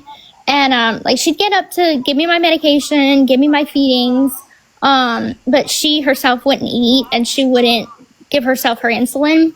And then she would guilt trip me by saying it's because you're acting bad and you're having an effect on me that I just don't want to take care of myself anymore because I don't have a reason to live. Why? You know what I'm saying? That manipulation, guilt tripping. Yeah. That's because she saw you as a possession and she was losing you as a possession, which she felt like she didn't want to lose you as a possession. You know how you told me kind of the letter she wrote you when you ran away. She left it on the pillow for you, and even the talk she had with you, kind of it was I know you had told me that y'all never talked about what life was like for you. It just was what it was. Mm-hmm. But in so many ways was I can't believe you you did this to me almost all of our life whatever came crashing down. It was this really hurt me. She was so hurt by you by doing that, even though you was running away from her. But that's another way she was manipulative. It's imagine running away from your abuser, and then you come back and your abuser makes you feel bad for hurting them because you ran away, even though you're old enough and you should be able to leave. But so it makes you feel almost bad. So even though you was resenting your mother at that time, you was also trying to gain her love back at the same time. Correct. Because you had hurt her so much, and she told you. I think you told me that you said you was some things aren't forgivable. Mm-hmm. But this isn't. And that's another thing. That's if people don't want to, if people still want to believe that just because I have microdeletion, and I had that diagnosed in 2012, if people 2011 girl. No, okay, whatever, whatever. See? Around that time. If people want to still stick to that, that's their opinion. But at the end of the day, those same documents that they're citing to prove their point, those same documents was reviewed by the judge, reviewed by all the court system that my case went through. So they're not cracking some kind of case that has already been reviewed, if that makes sense. You know what, Gypsy? If you think about it, these people, this is going really below the surface here. But your mother, she wanted to get any diagnosis she can get for you, you know? And it was almost like another, like, see, you need me, like, blah, blah, blah. If you think about it, them using that to, like, basically invalidate you is the same exact thing your mother did to make you feel, like, confused and, like, you, like constantly, like, oh, we gotta go to the doctor for this. It's like they're basically doing what your mom did to you in a different way, though. Like, you're sick. You were sick. Like, just like your mom was constantly putting in your head. Oh my God, I can't believe you're even saying this right now, because I literally have been feeling this way, and I think I may have even told Sheena this. It's like, I feel like, even though she's not even here anymore, like, her control lasts even after. Like, holy crap, she has pulled the wool over all of the internet right now.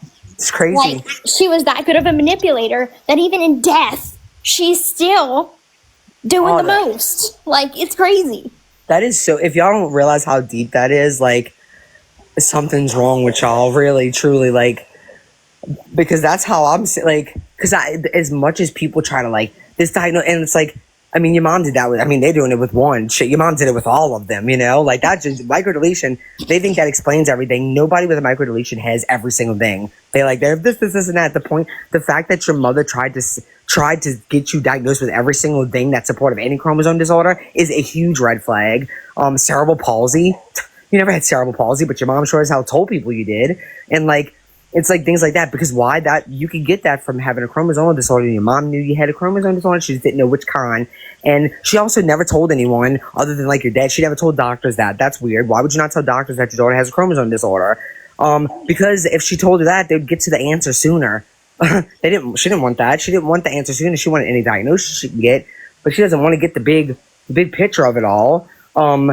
Shoot, all it would have taken was me to go see a genetic specialist, because the genetic specialist that I had seen like a couple months ago was able to even pinpoint down to the molecular count of where I'm affected and know what affects me, like from this 2 point whatever to this 9 point whatever. I'm just throwing out numbers right now because I don't have the forms in front of me or the documents in front of me, but the genetic specialist is so trained to understand the human body in the way that they can read this point system and know exactly what affects what, such as microcephaly, a smaller head. I'm affected by that. A lazy eye, I'm affected by that. But when it comes to mental slowness, however people say it these days, I'm not affected by it. And all it would have taken was a genetic specialist to look at those results Or and see, Uh-huh. okay, you're not affected by this, you're affected by this, but you're not affected by this. And boom. Boom. It would have been blown out of the water. Yes, but that's the thing. If they would have figured that out any sooner, because they could have since 2008 actually. If they could have figured out that sooner, like, because of, like, and if somebody would have even wanted to, even took a chance to look 6 months back into your records, actually really look at them, they would have realized, if someone who's not a medical professional, can literally see, like, the events that are happening, like, in, like, such a strategic way. Now, when you first look at them, you don't see it that way, but if you really dig and research and look it up and find out what this and that means, you will see the strategy throughout it all, from the first medical records to the last one. And if a doctor at any point would have done that, and because if he would have seen that you had this, and he would have seen, like, okay, well, this is weird, like, her mother's trying to say she has this, and this. These are all conditions that a variety of different chromosomal disorders can have.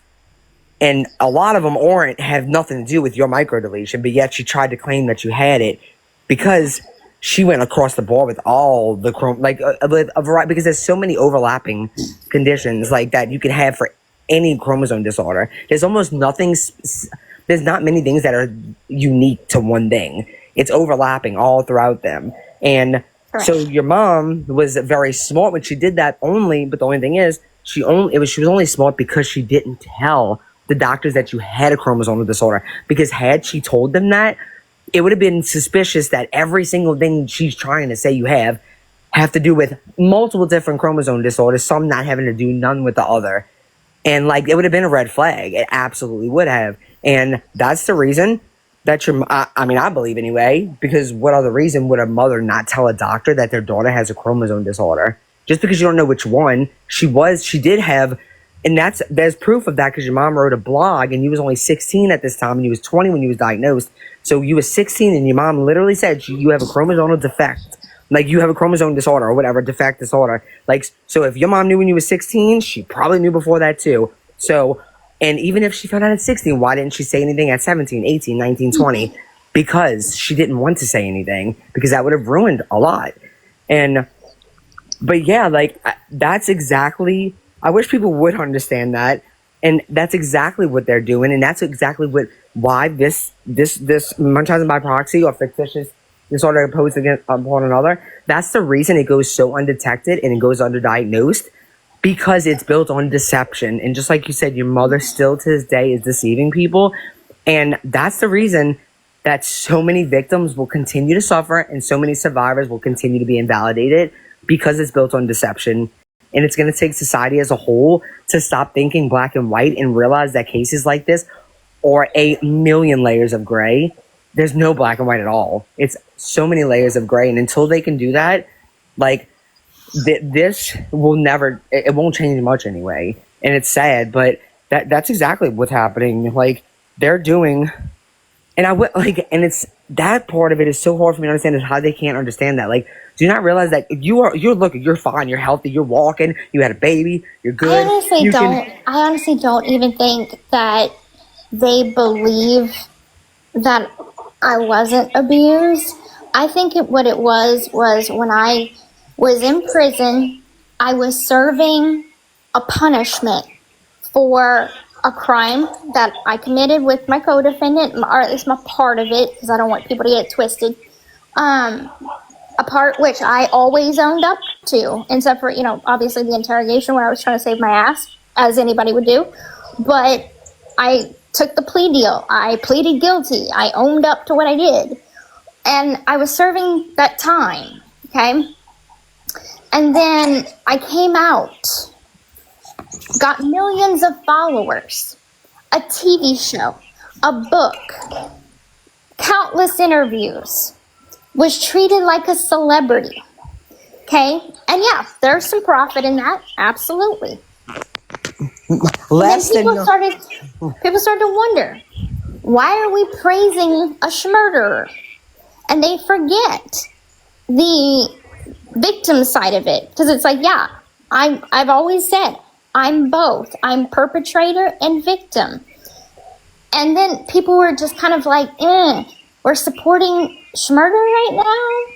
Like, then it just kind of dwelled on them. Because society is jealous of other people's success. Exactly.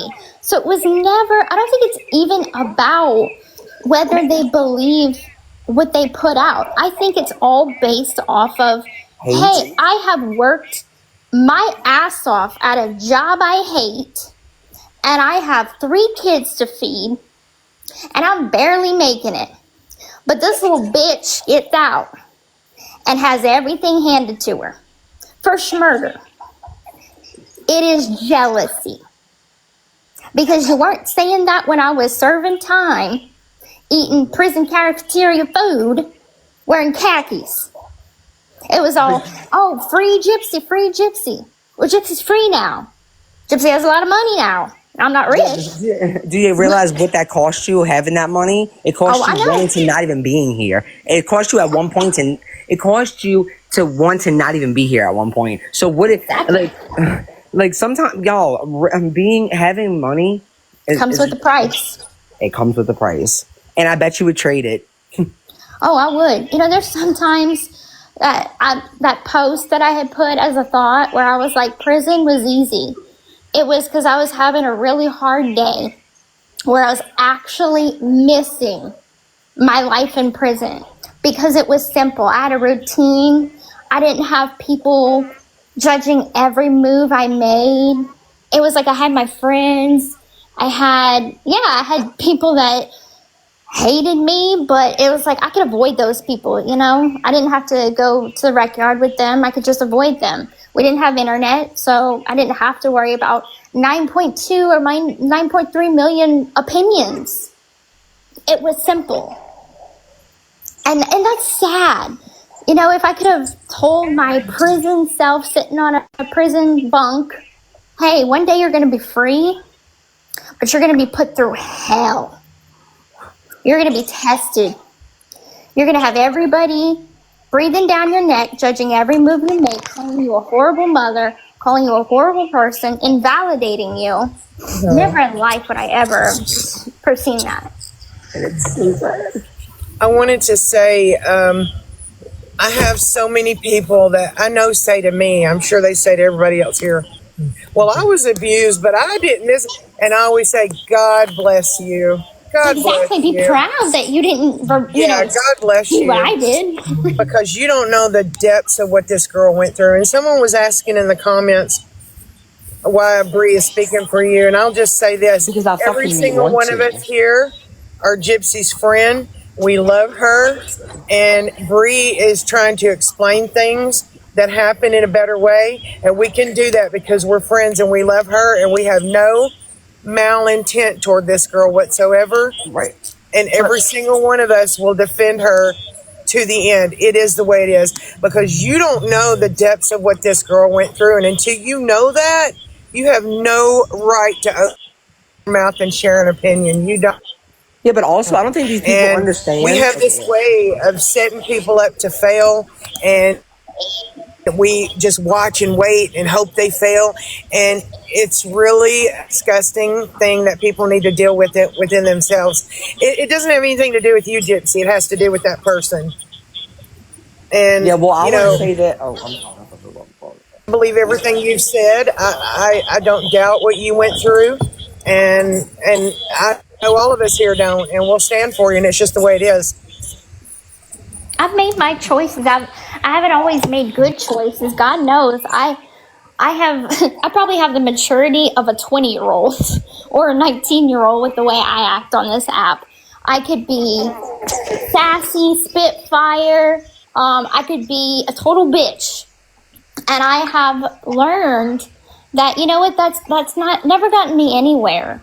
You know, all I'm doing is stooping down to their level and like becoming what they think I am, instead of being who I really am, which is like, you guys know me. I'm like, Yeah. I'm a friendly, bubbly person, Well, and I'm kind to people. And the sad thing is, it's like people, like, okay, for example, for Halloween, like at first I'm like, yeah, I'm gonna dress up and we're gonna do like a family costume. And then I got in my head and I was like, you know what? I don't want to be selfish. I don't want to take the enjoyment from my daughter. I want her to have her first Halloween and dress up and it be about her and Ken, so they could have a father-daughter experience. So I excluded myself on purpose. I wore a cute little, sweater with some leggings. That was festive. But I didn't join in on the family thing because I got in my head thinking, is this selfish of me?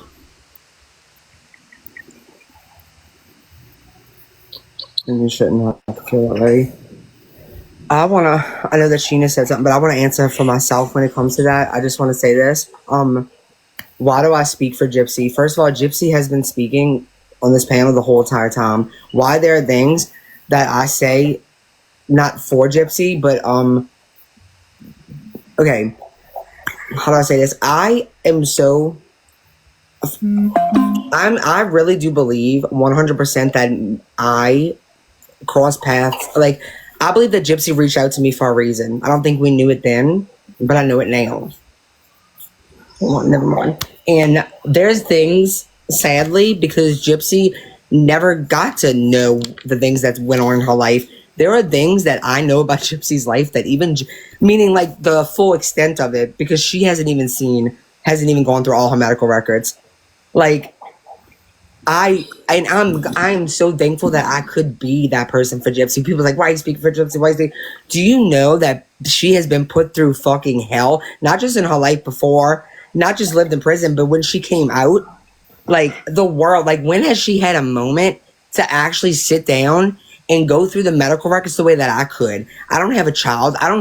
Now I have a lot of people that hate me, but I don't have a world of people who not only hate me, but have to make me think to myself, like, am I not, which I pray to God that Gypsy never ever thinks herself like this, but to be invalidated of my life experience every motherfucking day. You think Gypsy has time to go through every single one of her medical records? I do. I have no kids. Like, yes, this is, people make fun of me. Oh my God, that's all you care about is Gypsy. Yes, this has become, you know what it has? I will admit it, this has become such a huge part of my life. And you guys am not regretful of that. I'm not embarrassed of that. I think that if you can give any of your life to a human being at some point in your life, that's not a bad thing. While I was living 23 years of my life, Gypsy wasn't.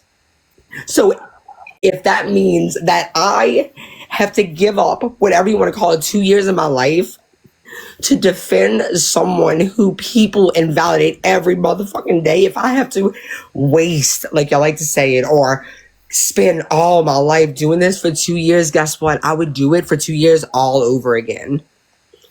I would do it for 2 years all over again. You want to know why? Because she's a human being who deserves to be treated like a human being. And I know, I don't care if you believe in a God, if you believe in something in the universe, something bigger than us. I know for a fact that Gypsy messaged me for a reason. And y'all can say like, oh my God, like you're obsessed. Like, I don't give a fuck. I would rather be obsessed, quote unquote. Let me do this. I was obsessed, okay? I'd rather be obsessed with Gypsy and fight for this girl's right to be treated like a human being than ever be a piece of shit. Like, be obsessed. No, I would rather be obsessed with helping a human being than be obsessed with dehumanizing a human being. So why do I speak for her? No, I don't speak for her. I speak about things that Gypsy herself hasn't even had the opportunity to take a second of her life to even understand about her own self.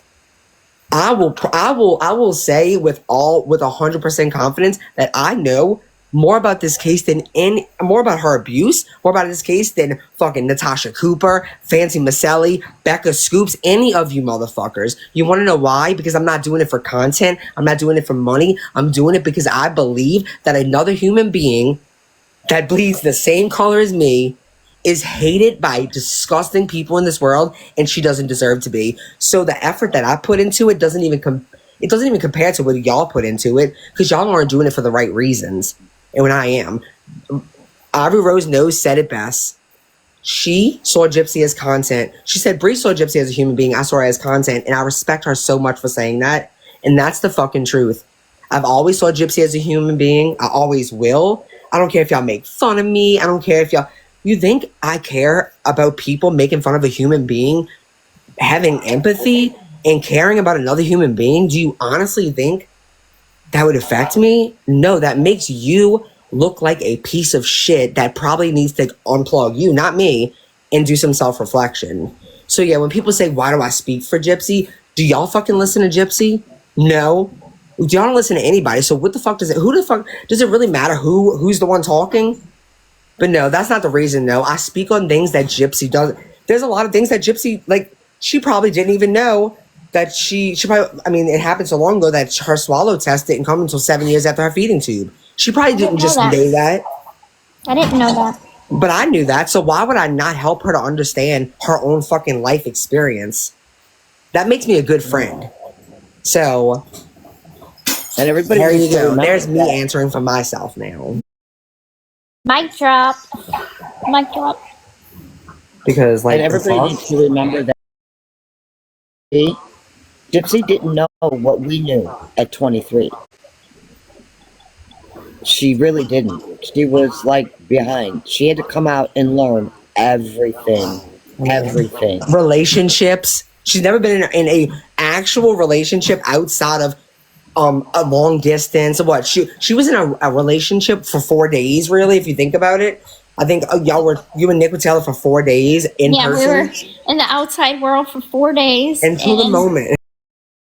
Went to prison, and then I got with Ryan, got out of prison, was with Ryan for 3 months, and now I'm with Ken.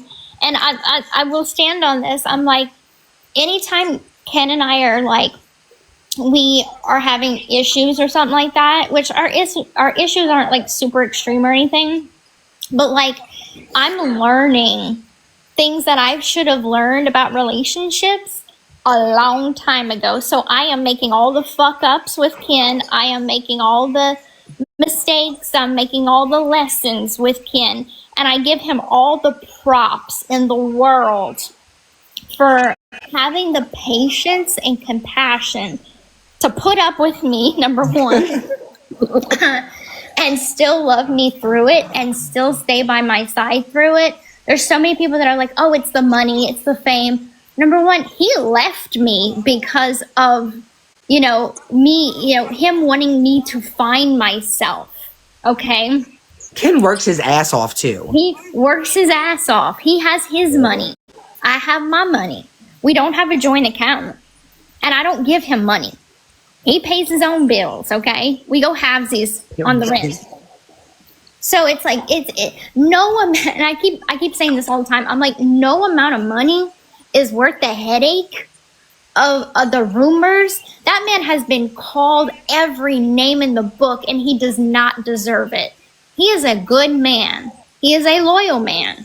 He is a man that deserves a lot of respect and praise, and people drag him through the mud.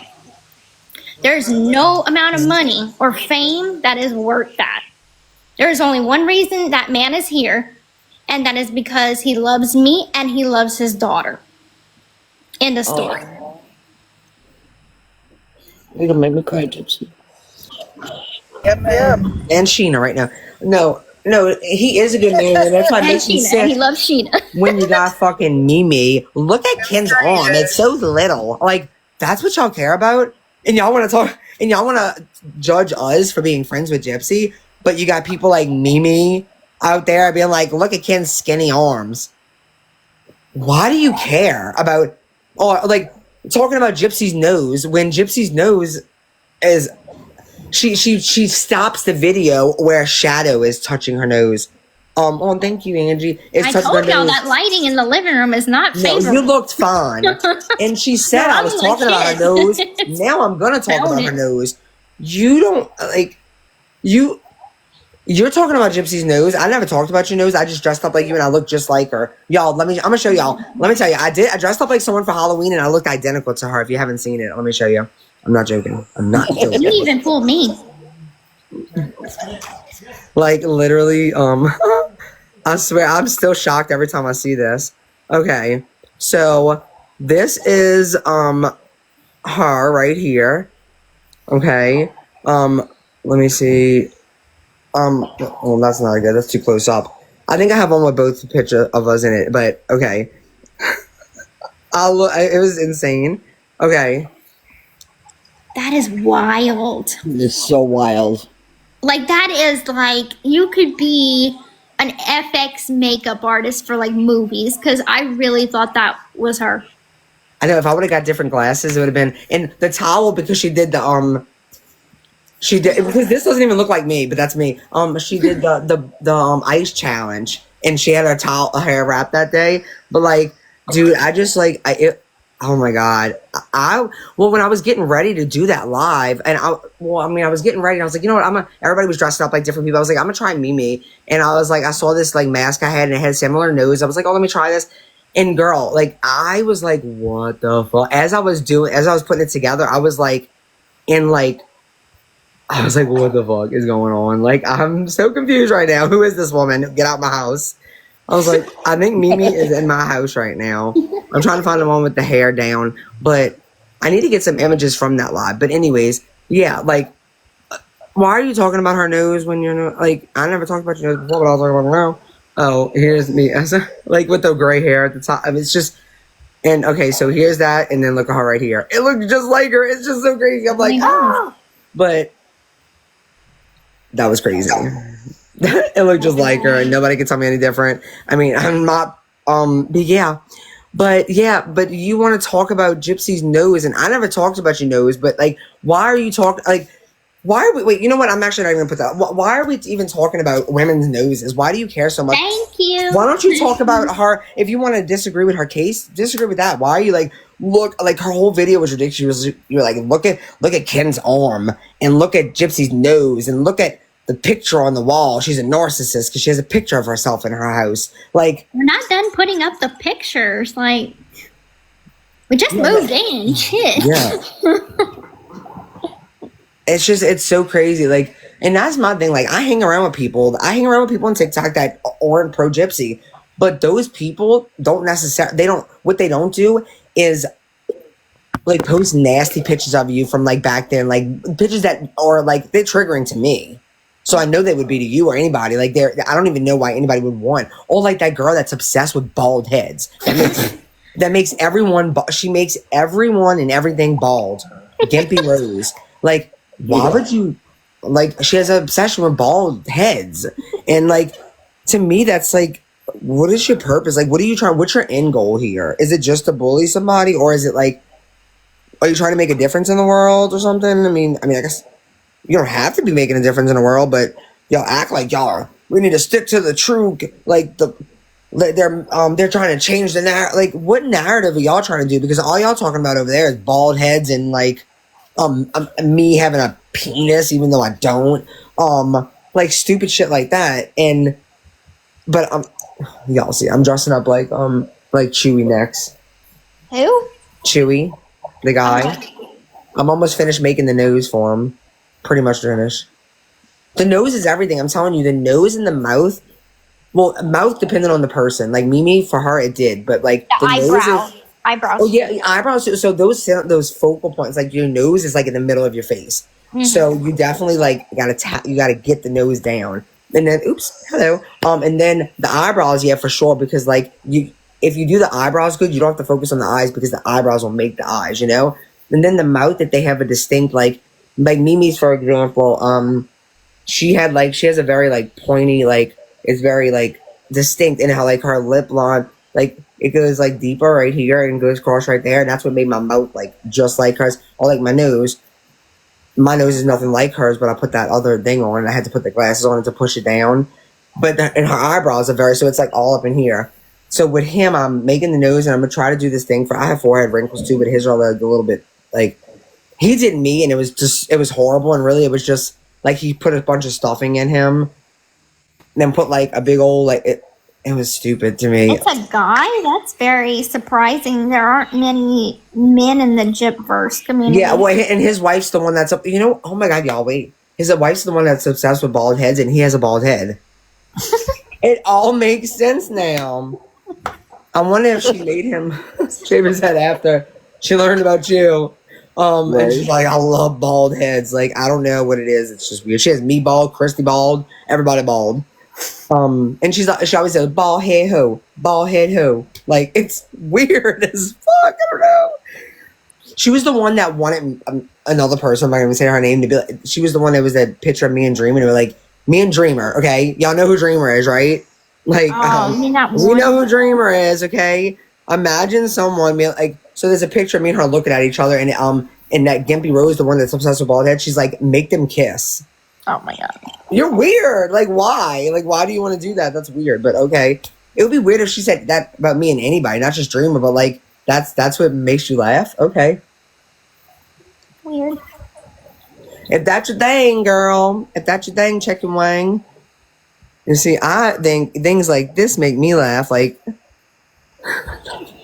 you would have to know this for Grub. At this point, Grub is planning his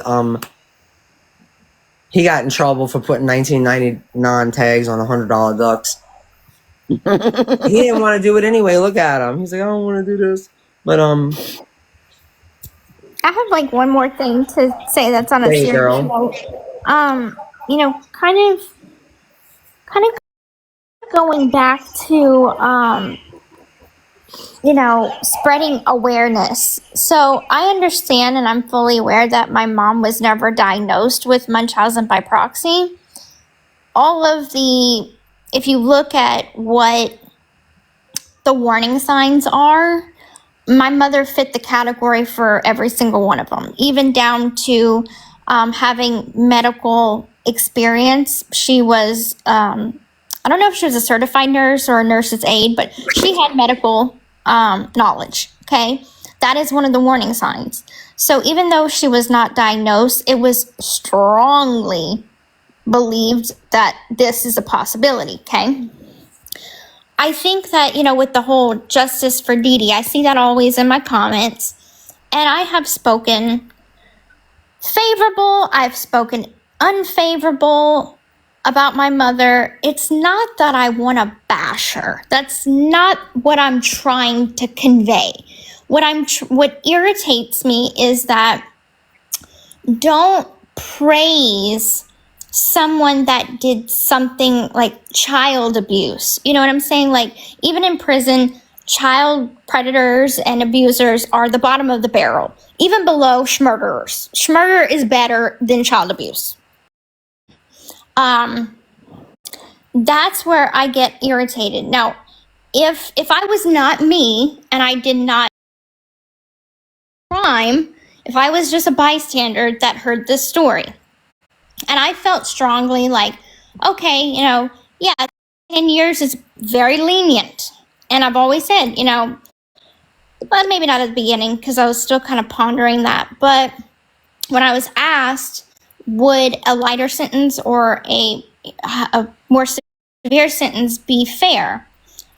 And now that I've come to, learn all this and feel more, I feel like even if I was given life without parole, that would have still been fair for the crime. Does that make sense?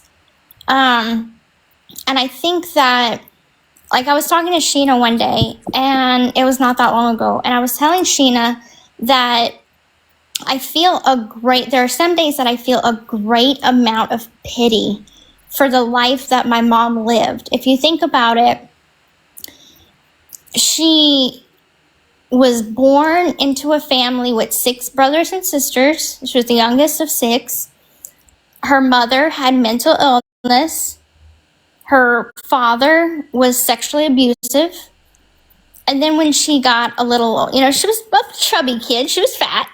And then when she got a little older, she became bulimic, lost a lot of weight, and then became a beauty pageant queen, whatever, so she could try to make herself something better than what she was growing up, try to grow out of that victimhood, whatever.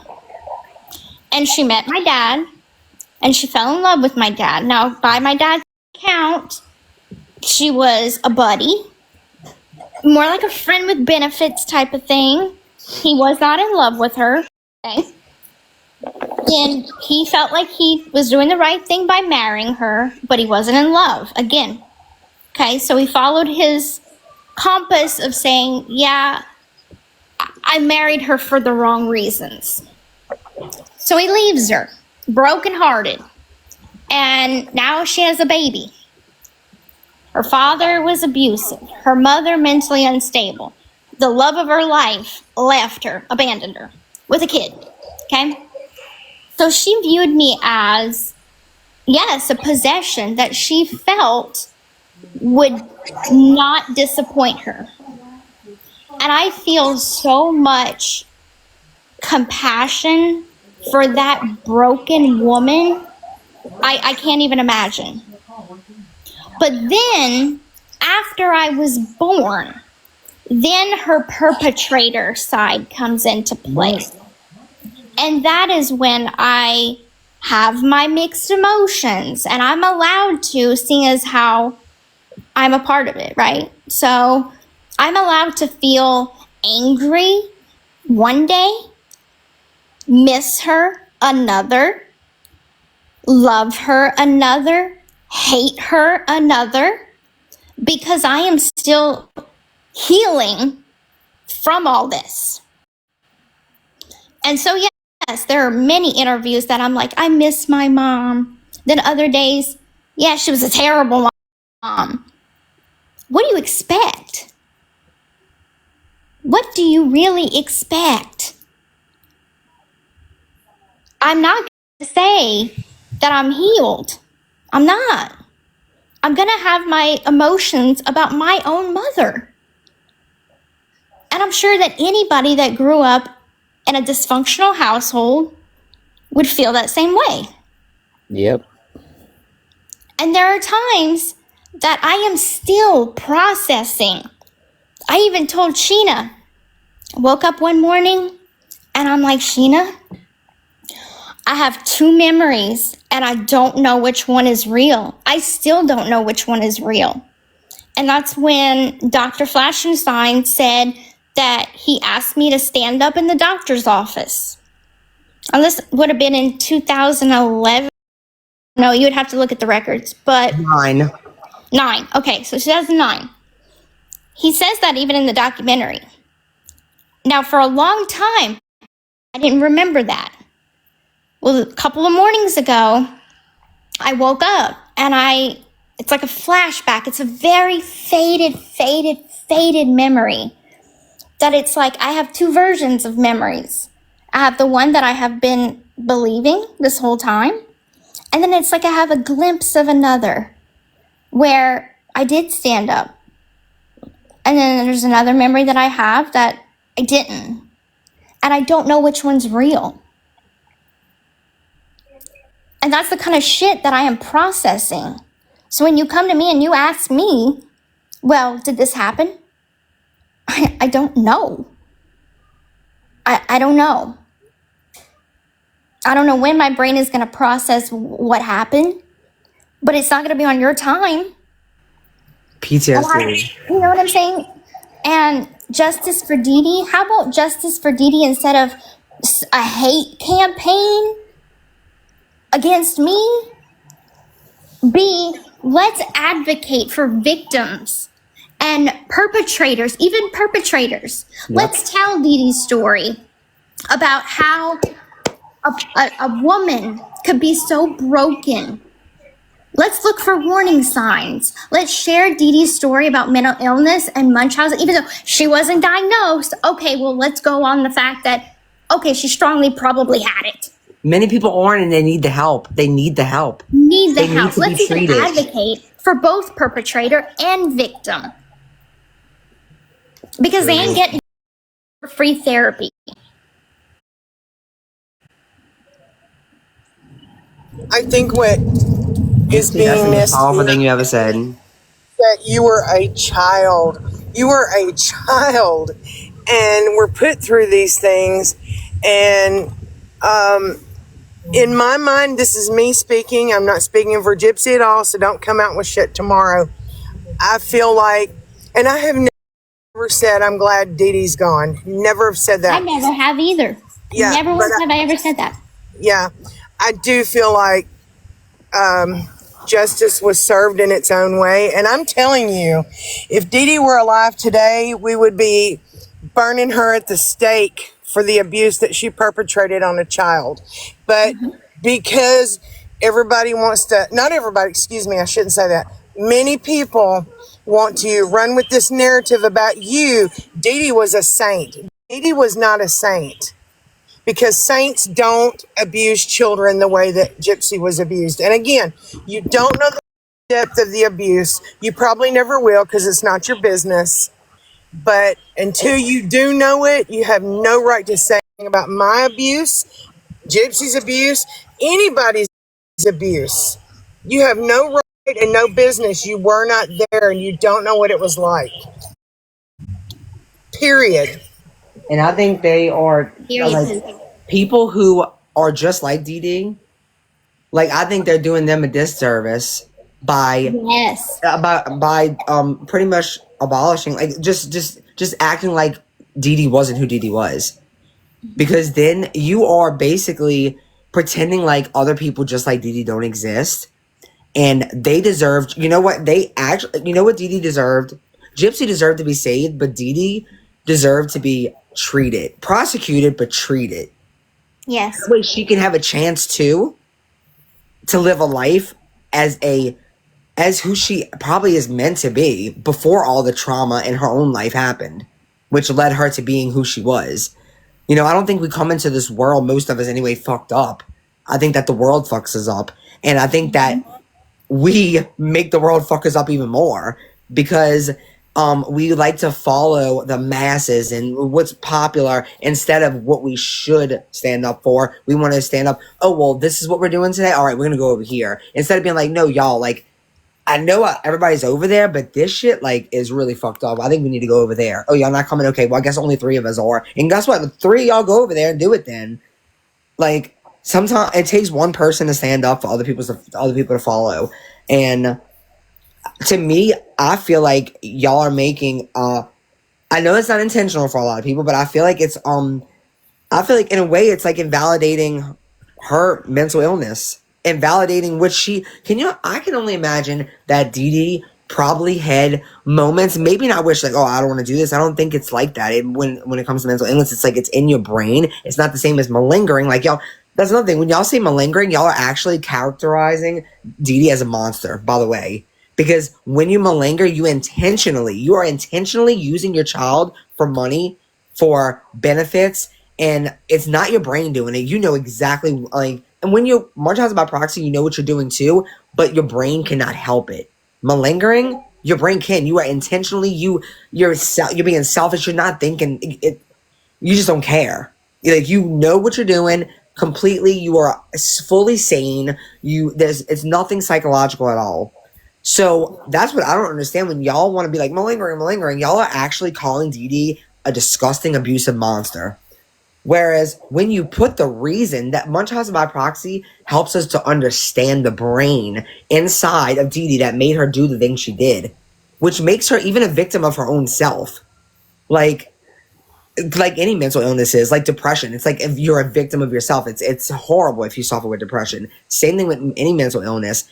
And when you like dismiss that, it's dismissing or creating or hindering any opportunity for any person out there that's just like Dee Dee or suffers with things like Dee Dee did ever getting helped. Because Munchausen by proxy or fictitious disorder opposed to one another could have been put on the map, like really put on the map. It was put on the map, but y'all are erasing it every single day, just erasing it a little bit more.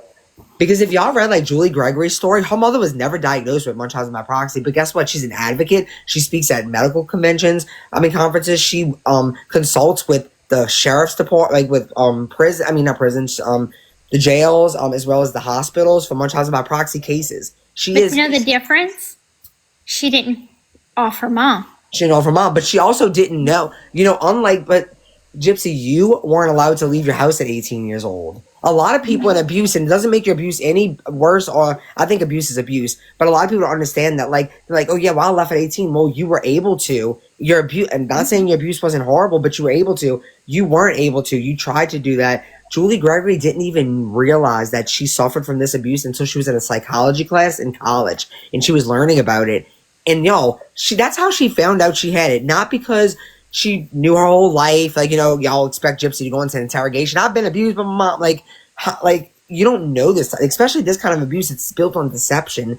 And Julie Gregory, I've been reading up on her more recently. Like, she was in a college class when she learned this about her own self because she was listening and she's like, this is my fucking life that I'm learning about.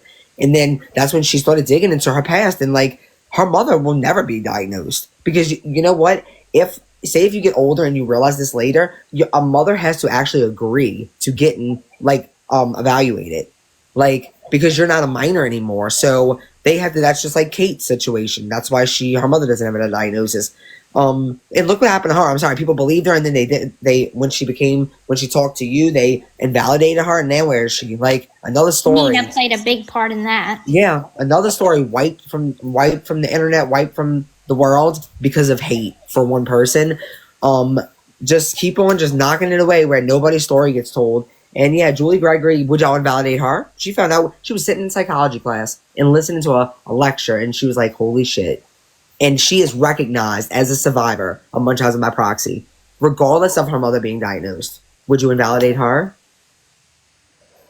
Exactly, Heather. It is easy to say you would have done this or that. Unless you're in that, you don't know. And that's why empathy, the world lacks so much empathy. That's when empathy comes into play.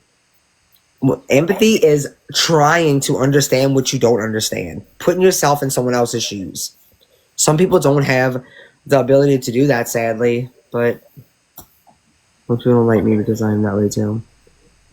I mean, think about it. If you say, and I hear it a lot, Dee Dee did not have MVP. You think about what you're saying then. Think about what you just said. I know. That means just she was intentionally just like not like just Exactly. She knew every morning when she woke up, it wasn't her brain doing it to it. Okay, wait. This person said we don't know what Dee was what Dee was thinking. Actually, so we do in some ways because of what she wrote and thing. Like she wrote notebooks. She wrote there's medical records. Everything she told the doctors. Like, so what do you think a mother's thinking? If you were told, so imagine you have a child. If you were told your child does not have muscular dystrophy by multiple doctors in multiple years, year after year after year, but you continue to go to other doctors and say, my child has muscular dystrophy, what do you think she was thinking? You think she really thought Gypsy had muscular dystrophy? I doubt you really think that.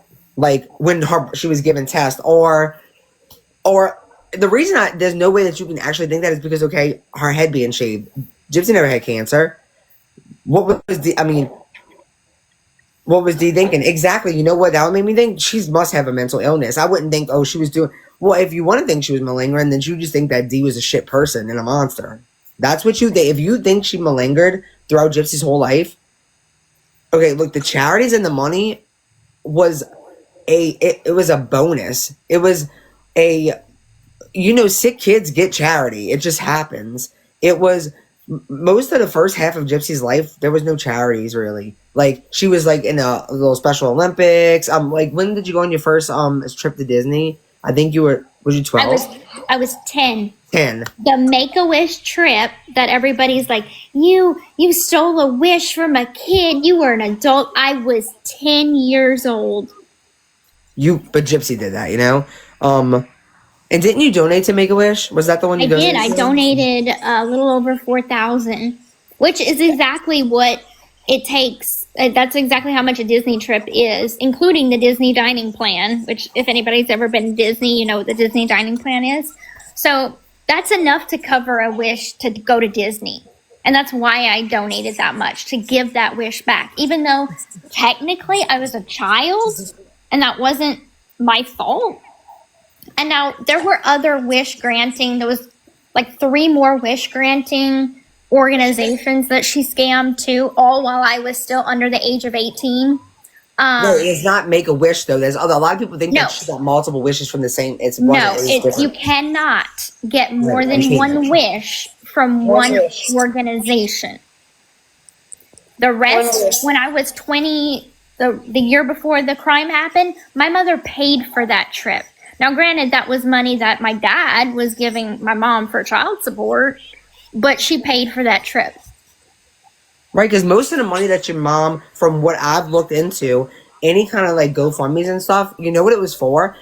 It was for them to afford to be able to go to medical conferences. Yes. Like a feed into conference. And that's why when people's like, they collected all this money. No. Okay, the house, she was a refugee of Katrina. Gypsy didn't get that house because, and it wasn't free. Her mom paid a mortgage, for one. Mm-hmm. For 2, she didn't get it because she was sick. She got it because she was a victim of Hurricane Katrina. The ramp was the only thing that was donated because of her disabilities. The house itself, if I would have moved there, I could have got that. Anybody that was displaced, we had a nonprofit rebuild our house. We actually didn't even get the house based on being Hurricane Katrina survivors.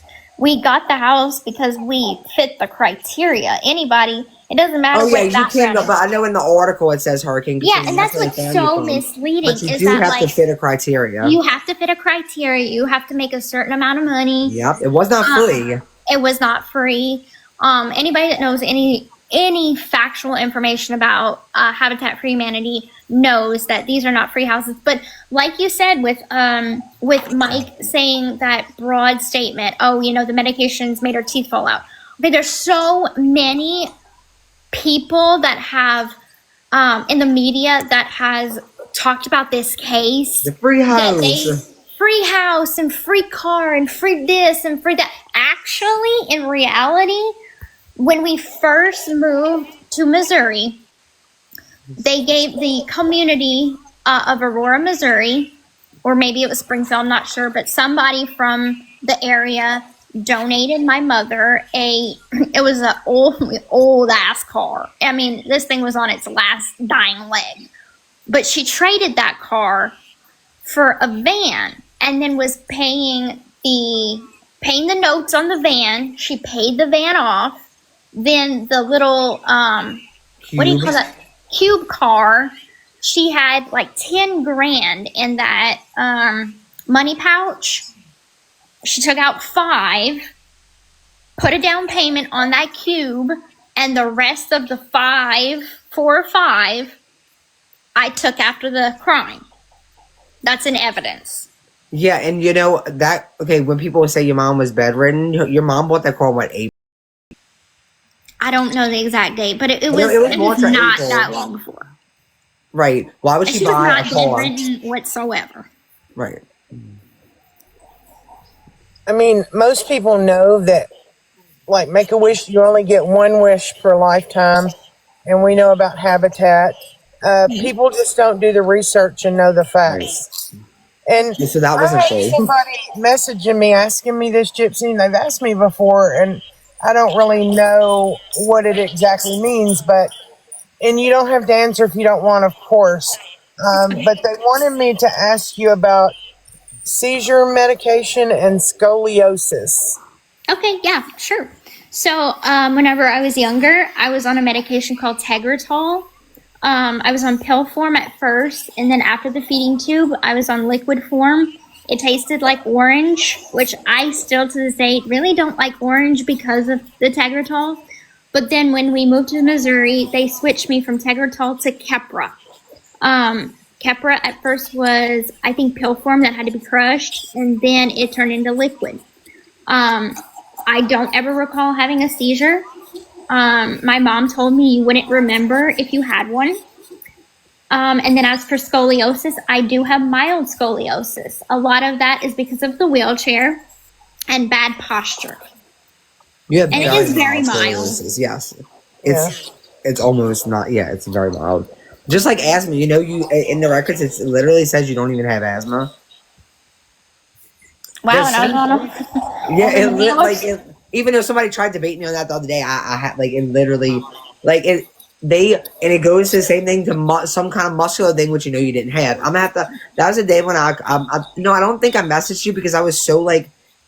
When I say excited, I'm not like, oh, but like I was so like, oh my fucking god, like the shit that I was like, it was just crazy, and I still never talked to you about it yet, like some of the shit I had found. But speaking on the seizure, okay, because a lot of people, okay, so in your medical records, almost always, this was one of the most important pages in your medical records was when they it says the strong possibility of Munchausen by proxy, and on there, one of the red flags was that there was no Tegretol in your system. And if you go through your medical records, you almost never have Tegretol in your system. But a lot of people are like, oh, well, her mom probably never gave her the medication. And this is when you have to go, okay, are we going to think like, you have to think in the mind of the deceiver. And, okay, so if you look up the side effects of seizure medication, as well as other medications Gypsy was on, and like I said, I've done a lot of research on this for almost 2 years, okay? When I tell you, y'all will be surprised, which I mean, y'all don't have, with the little bit of medical records y'all have access to, you can see a lot of medications. Research, stop all the digging apart. You're not a medical professional. It's going to be hard unless you use assistance. Take all the medications, and I want y'all, this should be your homework. Go find out all the medications Gypsy had, find out what the side effects of them are, and what side effects you can get from combining them, or for giving too much of one. When you see the results of that, your mind will be fucking blown. Because guess what? You're going to find a fucking list of every single motherfucking diagnosis that her mother has ever tried to get her diagnosed with. Literally. literally every single thing that her mother has ever, the most rarest things to the most common things that her mother has ever claimed she had, every single one of those, you will find, like, ask us, ChatGPT, someone, ask Google, put the list of medications and say, can you tell me, say it just like this, please take these medications and tell me what the side effects are, what the side, like from like strong to like more common, rare, and do any of these medications react together? Now you have to go real deep. What if or will any of these react if you give a certain amount with another one? And it will break it down. Like, I mean, this thing was like probably 19 pages long. That's how much the explanation was. And when I tell you, you will find every single diagnosis that Gypsy's mother ever tried to get her diagnosed with. Like, I'm not even joking. Like, every single one. And you can take it or leave it. You don't have to. Like, to me, if you can do that and see everything that's in the medical records that her mother tried to get her diagnosed with that she was never diagnosed with, 85% of that, if that's not a red flag to you, or if that doesn't help you to see exactly the way that her mother deceived or even fabricated, induced, that's how you induce something. So when she's going in and she's not having this medication in her, it's more than likely, now we have to guess at this point, but that's why logic comes in, and that's why you research all this. You have to assume, okay, well, if this, and this can cause this, and this is what, at this time, this is when she's really pushing for like it to go up in dosage, and all of a sudden, this is when she's trying to get this diagnosed. And if you go look up those medications, those things exactly point to what would cause that. It's insane, y'all. When I tell y'all, I wish that people would sit, back in the day, I don't do it anymore. When I used to sit on lives and try to break this down, everybody just wanted to be haters instead of like listening. You will be blown away. It's very interesting, and it helps you learn the mind of these people that do this, because Munchausen by proxy is not just it's the exaggeration, the fabrication, and inducing. It's all three of those things. So on that paper that it talks about the Tegretol not being in the system, okay, at the bottom it says, strong possibility of Munchausen by proxy. Everybody's always like, what about the next line? I'm so sick of people saying that. Okay, so the next line doesn't say or, it says with maybe some unknown underlying etiology or something. And what that means, people take that as a meaning, or maybe there's an underlying cause that we don't know. No. With maybe some underlying. You know what that means? That is like the fucking definition, basically, of Munchausen by proxy. Taking something, so many victims, this is what happens. They have a child that has this sickness, it has a diagnosis that is like not affecting them at all, but something in their brain. Now, not someone who malingers, someone who has a mental illness. It triggers something in their brain when you combine it with all the trauma, and they, from there, will take this one little thing and begin to grow it into, imagine like a tree of things. That's exactly what that means. Some unknown. So one thing could be causing her mother to take that and exaggerate off of it. He's not saying it's either Munchausen by proxy or this. In My Little Pony, that's what I was... Well, actually, you didn't know it was me. I was on a burner account. I was trying to tell you that in a live, and I got blocked. Y'all block people for trying to explain because you were like, no, it says or, blah, blah. No, it says with. It doesn't say Munchausen by proxy or. It says Munchausen by proxy with maybe an unknown underlying and blah, blah, blah. He's explaining exactly what it probably is. He does think that there's maybe some underlying thing, and he's thinking that's the reason he thinks that she has a strong possibility of Munchausen by proxy. He thinks he's taken this thing, like taking, what's the little thing? You take whatever, and you make it a molehill, you know, that little saying. Well, she's taking this little thing that's nothing, basically nothing, and turning it into just like a disgusting case of, unfortunately, abuse. That's what it turns into. Making it so big and so fabricated for whatever reason, attention, for validation. She wants to feel like she's a caring mother. She wants people to give her just attention in all sorts of ways that she probably doesn't even understand herself. It's in her brain. She can't help that. Just like, attention seekers. A lot of people who are attention seekers don't even realize it. Like, they're like in denial about it almost because it's their brain, not them. And that's why they need treatment.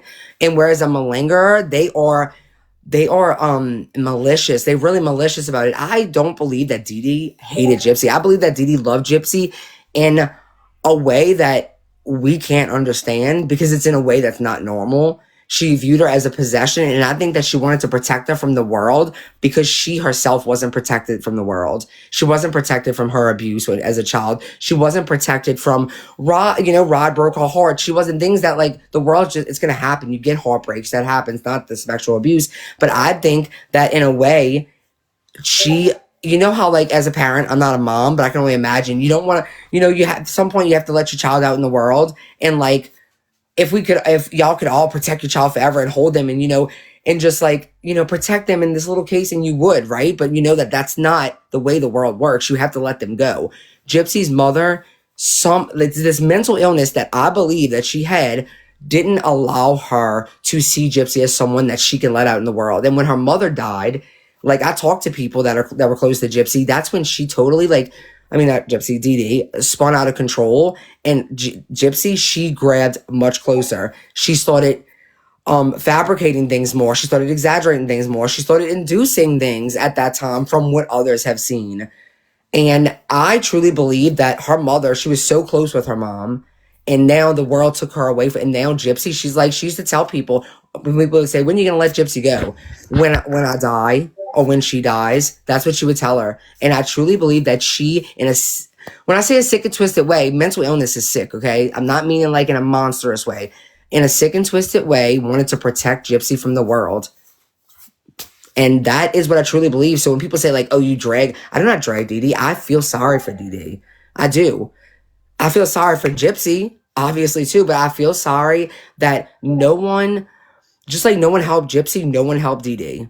Yeah, it might have been because they were scared of her, but they didn't. There were people that saw signs, and they ignored them because they were scared or they didn't want to confront her. There were so many different reasons. But even her own family failed her, because if she would have grew up in kind of like this day and age where mental health is talked about so much more now, but like the family that she grew up in, and I'm not like dissing my aunts or anything, but like at that time, mental illness, they call crazy. You know what I'm saying? They categorize it, they dismiss it, they invalidate it.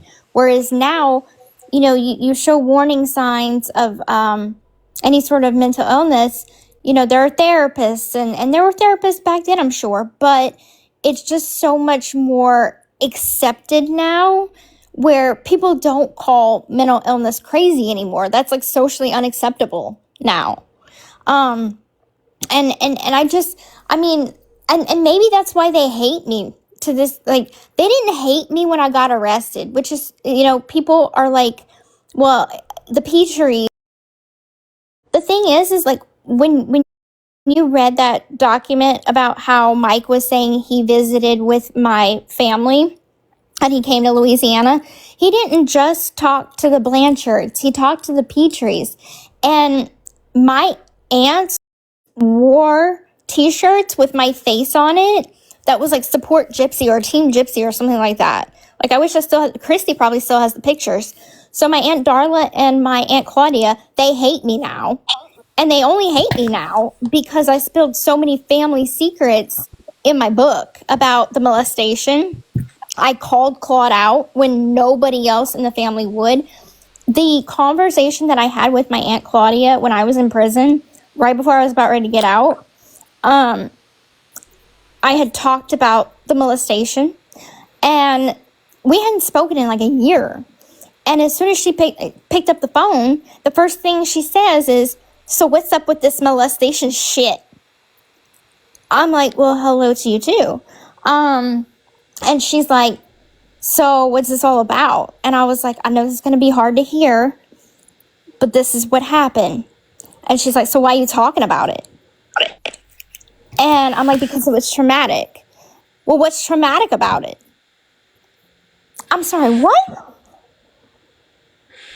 Are you seriously telling me what is traumatic about this man?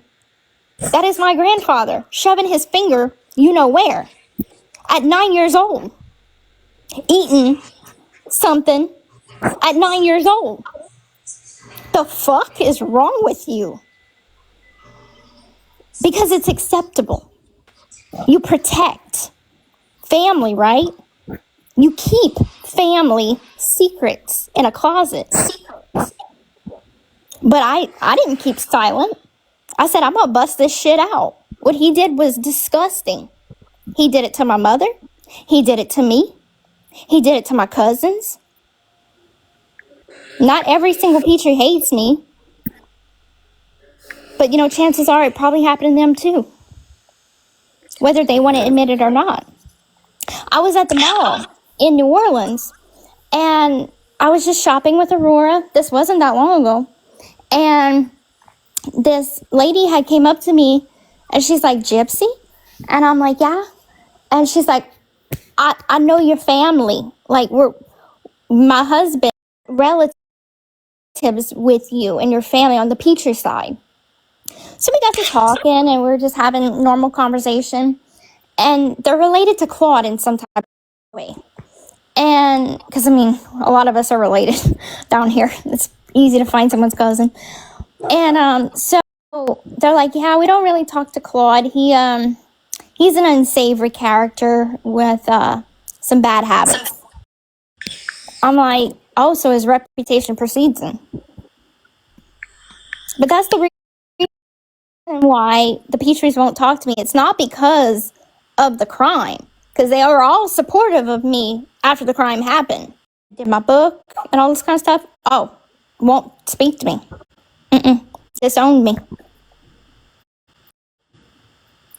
Someone asked in the comments if any of your cousins had came out with the truth. And one of your cousins personally backed up everything you said and said that the reason that some of the Petries were upset was exactly just what like the live, y'all to protect it. That's why it's glitching. So, and this cousin backed up everything you had to say and then some. But that's their story, unfortunately, and they're not going to tell it, and that's, you know, meaning I know like for a fact that one other cousin definitely told me, and she told Christy that it happened to her. I'm not going to out her at all. I'm going to protect her. And when she's ready to tell her story, that'll be hers to tell. It's not mine. But we have very similar, and it's a Petrie. ball.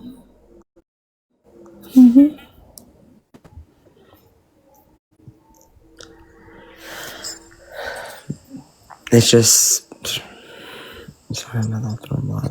And I said to this you want to cousin, be unmuted, SMB? I sent a thing to unmute you. Oh, sorry, I'm not very good. I said to this cousin, I said, I appreciate you speaking your truth, and unfortunately, families keep deep, dirty secrets. And those secrets are yours to tell, Gypsy, if you choose to tell them. You want to Period. be muted? SMB, did you want to say something, or did you want to be muted? Yeah, no, I just want to say, Gypsy, I have always supported you. I always will support you. And I just want to she's say, OG. you're a strong, beautiful girl. And always remember that. Don't let anyone put you down, girl. Just keep being you. Thank Because you. you're loved and you're worthy and your voice matters. And everyone deserves to hear your truth. And if it doesn't please you, that's up to them. But you keep being you, because you're a beautiful, strong girl. And Thank you so much. And I've been a supporter for a very long time, even before you came out of prison. And I've followed Bree for a very long time, since Bree. She's an OG. Really. And yeah, I'm an OG. You know, a lot of people thought she was you for like months, for like almost like over I a was year. accused of being Gypsy by so many people. Oh, goodness. They always say that. Anytime anybody supports me, they think it's me. This was like a huge conspiracy, though, girl. Like, she like had to go on you and make a video and everything and be like, look, I am not Gypsy. Like, she was like...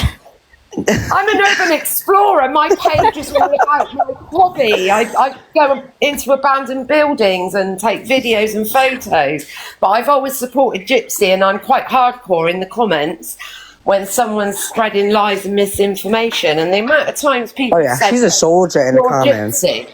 you're Gypsy. I'm like, I'm not Gypsy. I'm from the UK. What are you on about? But no, I support you, girl. Always I fucking will. love this woman. Thank you. Love you. Love all of you guys. Y'all, I'm dead. Love you all. We love you. SMB comes in clutch in my comments, man. Yo, SMB, when I first started this, I used to come, I would post a video and I would come back and I would have all these comments. I'd be like, oh, I'm good to go. Like, I wouldn't even have to answer the comments because I would go into the comments, SMB done got them all. I'm like, all right, you got it, girl. I wouldn't even have to answer my comments back because that girl would be going at it already. I'm like, she was like my personal assistant. She didn't even know. SMB is on it, man. I fucking love you. You are like literally an OG. You're probably one of my first followers. Oh yeah, I don't mess about. And you still have your account. I don't know how. I don't know how. They did get me knocked off once, and I appealed and got it back. I don't know how, but I'm very careful how I word things now. Yeah. I try not to give them a reason to report my comments. I can't believe y'all, this woman has the same account from the day I met her. That's so crazy because y'all should be going hard in the comments. I know. I'm glad though. And the amount of times I thought about making a separate page just to give the haters a piece of my mind, and I thought, no, I'll keep to my account that I've got and just word it in a different way so that it's not a violation.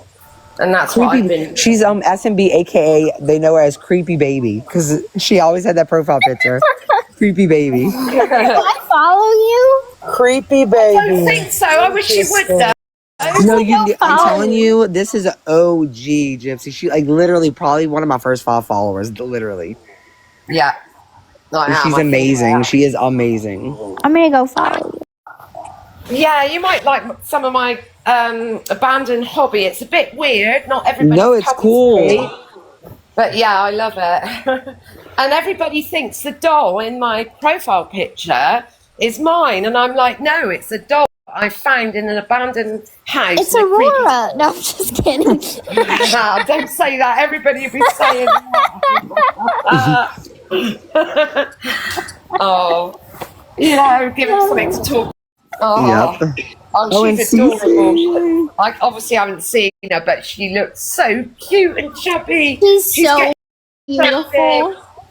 Oh, Another one of my first freaking 5 followers, probably Cece. I've talked to you about her before. Oh yeah, I've DM'd Cece.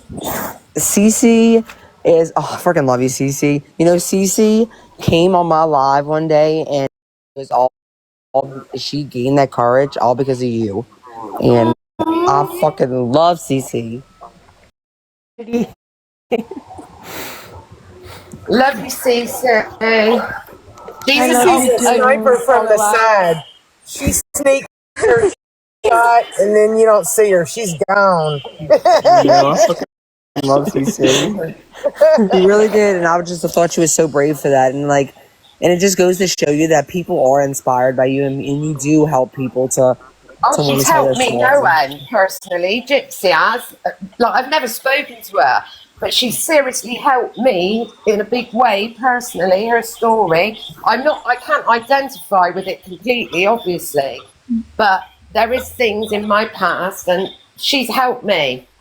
She's an inspiration. Gypsy is. Well, if I helped, then that is why I share my story. Is because I hope that it helps people understand, like, you're not alone, because it's like I want people to understand the trials and challenges that people that have suffered abuse go through, but also to like let people that have experienced even a fraction, whether it be, you know, emotional abuse, okay, physical, whatever, because I feel like when I was going through it, I felt very alone. And that's like why I reached out to just random men on the internet, looking for validation, looking for affection, looking to not feel alone.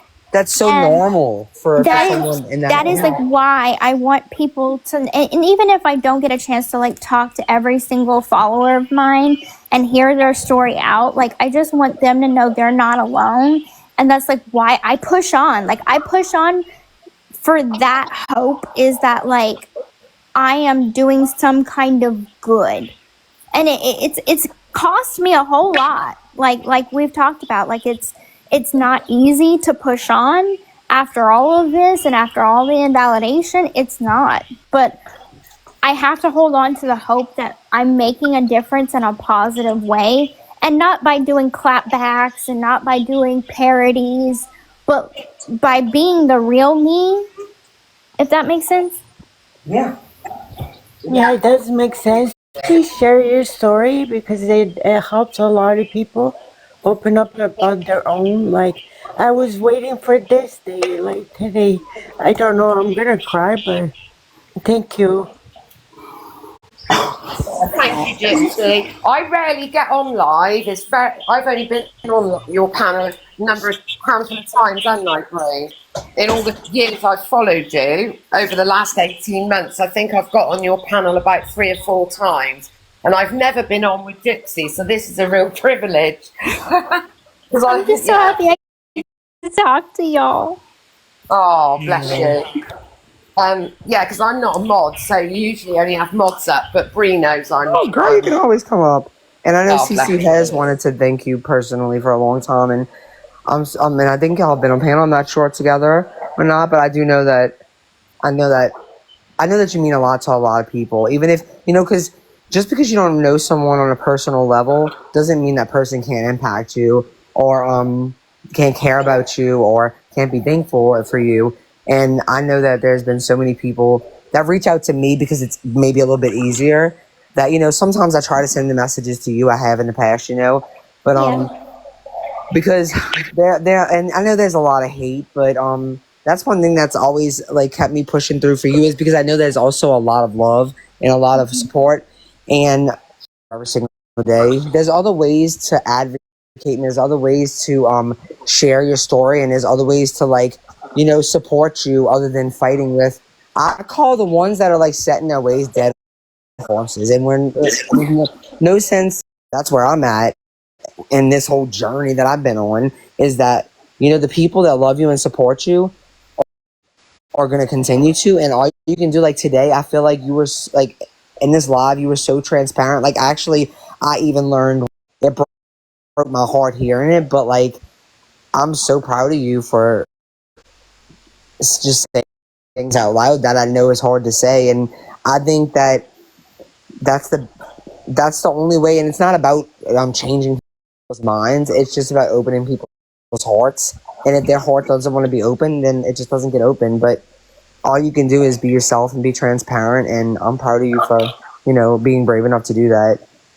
And I'd rather be hated for being myself, for being somebody I'm not. And I feel like if I was to just say, okay, I'm a con artist, I was in on it the whole time, I chose everything that happened to me because I wanted to go to Disney World, I would be loved. These people would stop talking about me. They would be like, okay, finally we got the truth. But that's not what happened.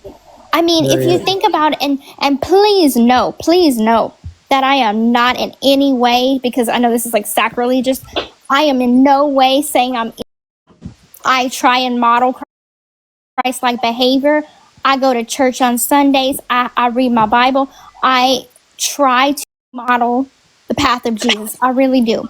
But if you think on it, and you just think on it for a second, crucified Jesus because they didn't believe that he was the Messiah. And if he would have just said, I am not the Messiah, I'm just a mortal man, they wouldn't have crucified him. But he died because he died in his truth. Period. Now let that sit with people. And like I said, I'm not saying I'm anything like Jesus. I'm not Christ. I'm not saying that. I'm just saying that you crucify someone for not conforming to what you want to believe that they are. Or believe that they're not. She's literally not. The point she's trying to make is people every single day get crucified. Like I mean, think of you want I'm to not comparing, and I've already said that. Okay, I let's am talk not about trans comparing. people. Trans people get killed all the time for walking in their truth. Whereas Exactly. if they wouldn't, they might end up ending their own life for not walking in their truth. So Exactly. is that a better comparison? Like, she just literally said she's not comparing herself to Christ. Exactly. It's just the point of don't crucify someone, don't judge someone, don't put what you want them to be as the truth when it's not. So I'm not going to sit here and say that my mom was a great parent. That is not the truth. Yep. And I'm not going to say it just to be loved by everybody on the internet. And there's so many people that could not have taken what you've taken and would have crumbled and folded. And what have I always said? Your grace under fire. You hold your head up, you keep walking, and you have so much strength in you. And I think people underestimated that. Yo, I know we never do this, but I really okay. So, and not everybody, but because we actually never do this, but Be careful, Bree. no, I'm saying like if like certain people that like are saying like if you can like if I can know specifically what you are trying to come up and say, then I can maybe allow it. It just depends on like I'm just saying because I mean sometimes like I'm not saying every single motherfucking person, but I'm just saying like sometimes no, everybody gets to not like okay, what I'm trying to say is that I know that we never let people up. Sometimes like I don't know, I think about this a lot, and especially I feel like the conversation today has been so good. And sometimes like you know, they hear us all the time. These people that listen to Gypsy, they always hear us. But like there might be another CC out there. There might be another I don't know, you just never know people what their 95 lesbian. I'm not gonna say I'm not saying I'm letting 100 people up here, but like that person that asked multiple like not multiple times, but they were like, I really have something I want to say. If you can tell me like if you could just give me just a clue at maybe I'll consider it because I do think that sometimes it's the people that have been listening to us have been hearing our shit, our same voice every single day, and like it's become so personal with someone. Does that make sense? It's become so. I'm sorry, I love you, but it's become so personal, and like they've gotten to know us. Some of these people have been in this community, so to speak, the Gyp first for like almost 2 years now, and it's like they unfortunately they even dehumanize us in a way, like you know, like just like they do you, where it's like oh it's them, but like sometimes hearing from someone like I don't know, but that's what I'm saying. I'm not saying I'm gonna let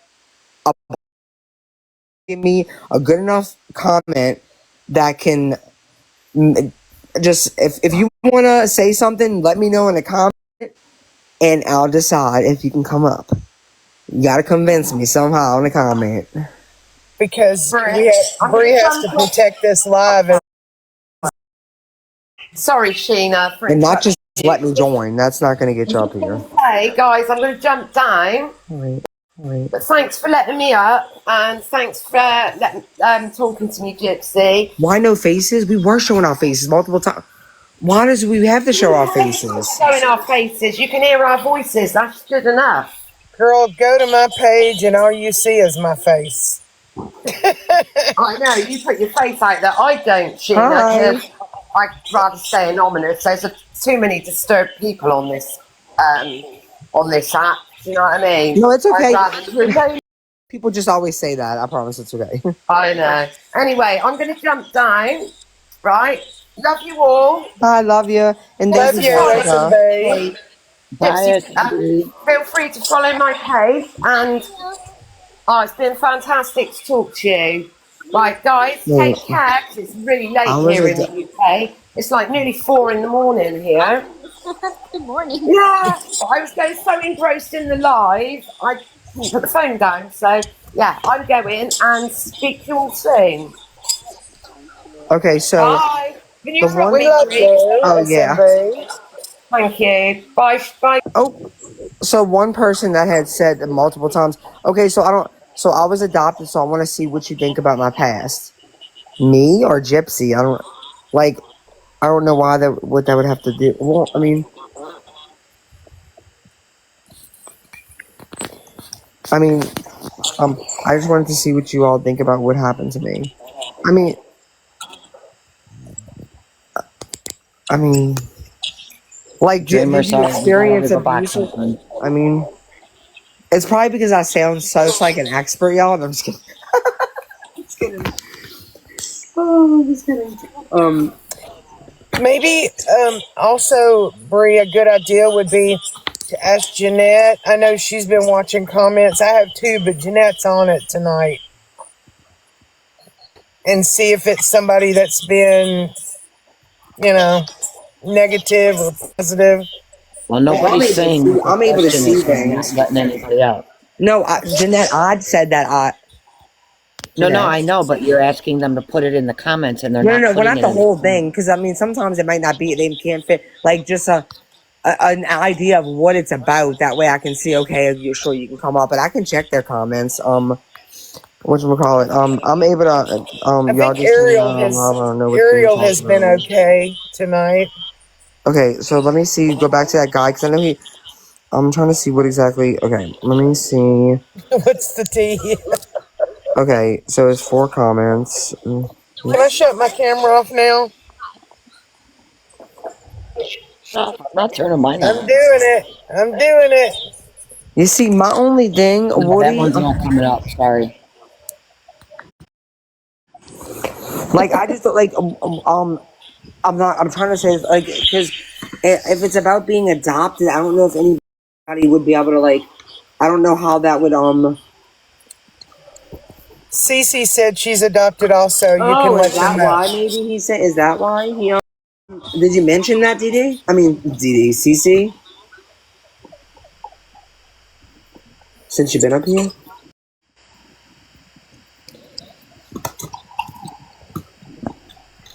She said she can relate. Yes, she said. Okay. Well, I mean, I guess we can let him off. I mean, let's see what happens. If you want to request, and we'll play. If it goes in a whole a different. All right. I just want to give people an opportunity. I know we never do, and since this isn't Gypsy's live, it's not as many people. I mean, sometimes it's about the same, but it just is.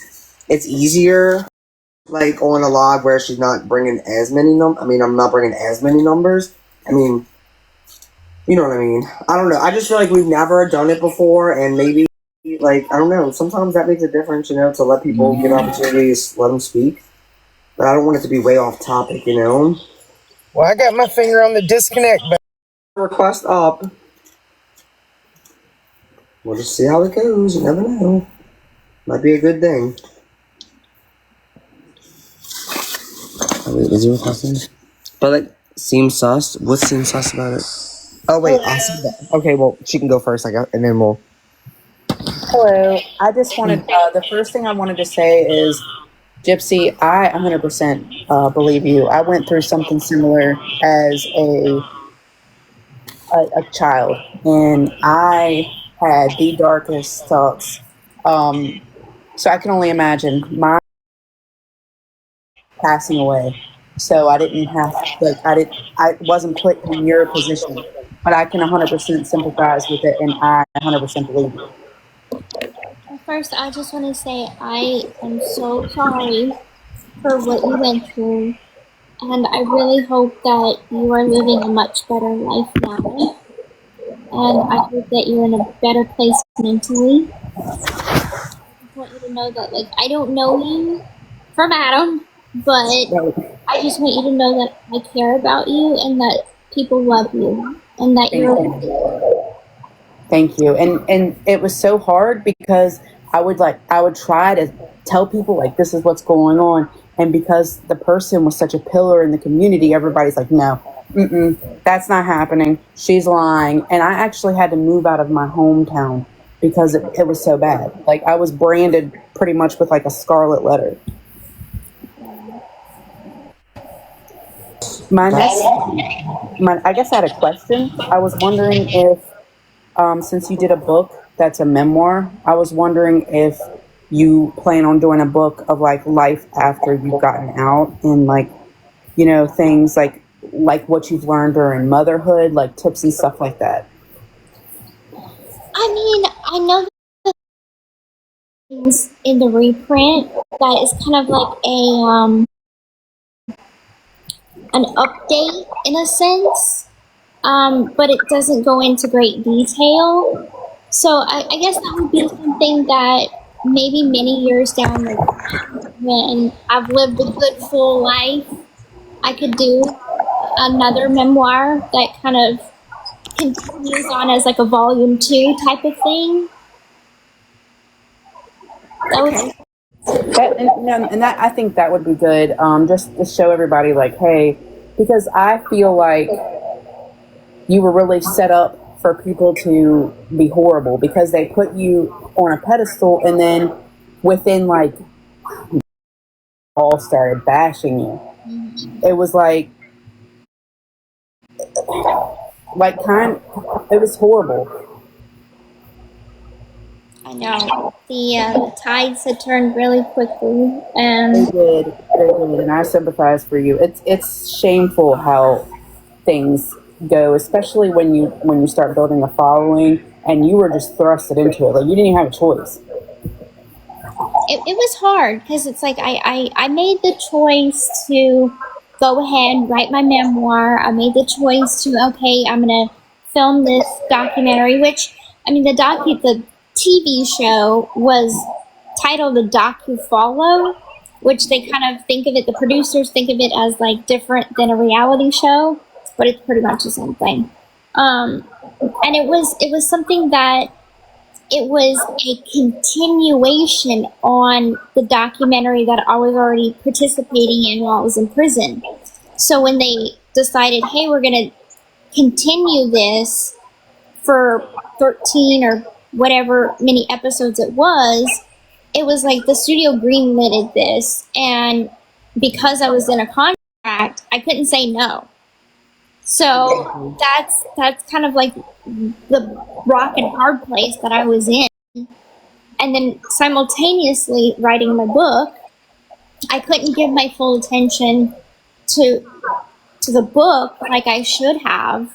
And then I got pregnant, and it's just like everything happened so fast. Exactly, and you didn't even get a chance to breathe. Like you didn't get a chance standing, see what the real world is like, because it was almost 10 years. And when you went in, you were, not that you're childlike, but you had a different mentality because you hadn't really been in the world but like 4 days. Right. And then you were just thrusted, and the whole world was allowed to watch the reaction. You didn't get a chance to put your footing. To me, I felt like it was like a sign. Hell yeah. Exactly. But that's all I wanted to say. I want to give other people chances to come up. Thank you so much for having me. Yeah, thank you for being so respectful. I appreciate it. Just know you have supporters that most people aren't nasty like people online. I know. All right, thank you. Thank you for sharing. Okay. Never thought of that till she just said that. You were only Dorothy, but you're out in the here. world for just a few days.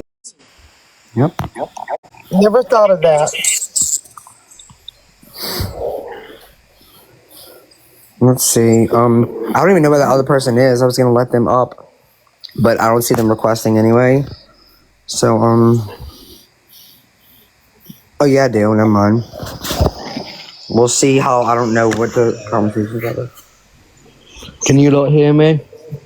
We can hear you. Okay, so similar to I was adopted into a family and I got abused. And I get how things can change people into the people they weren't and into new people. That's why I've got so much respect for Gypsy because of her story. It showed me a light that even though you've had bad done to you, you can still do right by that wrong. I still have to call that person who abused me my dad. and I had to move out of where I was living. I had to move away from the country that I was living just so I could get away from him, because he made me into a very, very nasty person. And I've been on my own since I was 17. I have sorted my life out. And I just wanted to say thank you to, like, people who have stories about them and how they present themselves, not letting people push them over, letting people tell them they're this, they're that, you know? Absolutely, amen. Standing on their truth, despite the hate they get, despite the ridicule, the judgment.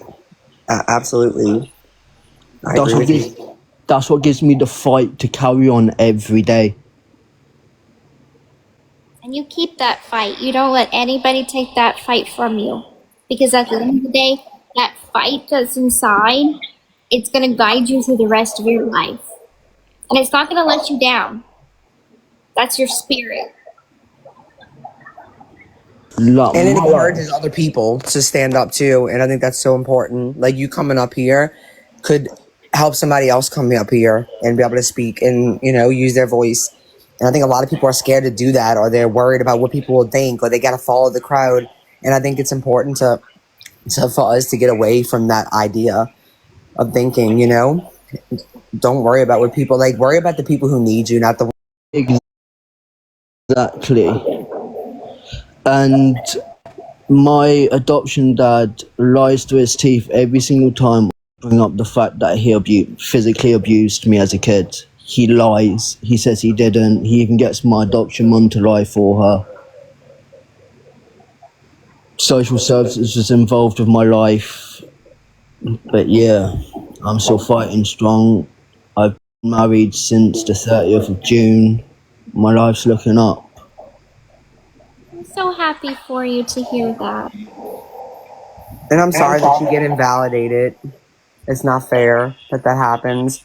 But I'm glad that you know your truth is your truth. And that's something that you might not ever get an apology from him. But just know that you speaking your truth counts more than his apology. Does that make sense? Yes, definitely. Definitely. So that's all I wanted to say, and I wanted to say a massive thank you to you, Gypsy, because you've shown me a different light to the world. You've shown me that you can fight through anything. I'm so happy I got to do that for you. And just that fight. And like you said, that point that you made when you got up on panel, that you don't have to be defined by the abuse. You could have a good life. Push forward, keep going. You don't have to stay in that time. Literally. I am going to point out I am only 28 though. And I've had all this happen to me. You have great maturity to have great insight like that. I'm not that mature, let's just say that. Mature enough. Definitely mature enough. Hey, sometimes the shit you go through it'll make you grow in certain ways, but it'll make you grow in the areas that really count. Exactly. Like you, I could tell you're a good person. I can tell you care about people, and I think one of the most important things human beings can do is care about other human beings. And I think doing that, you're winning in my book.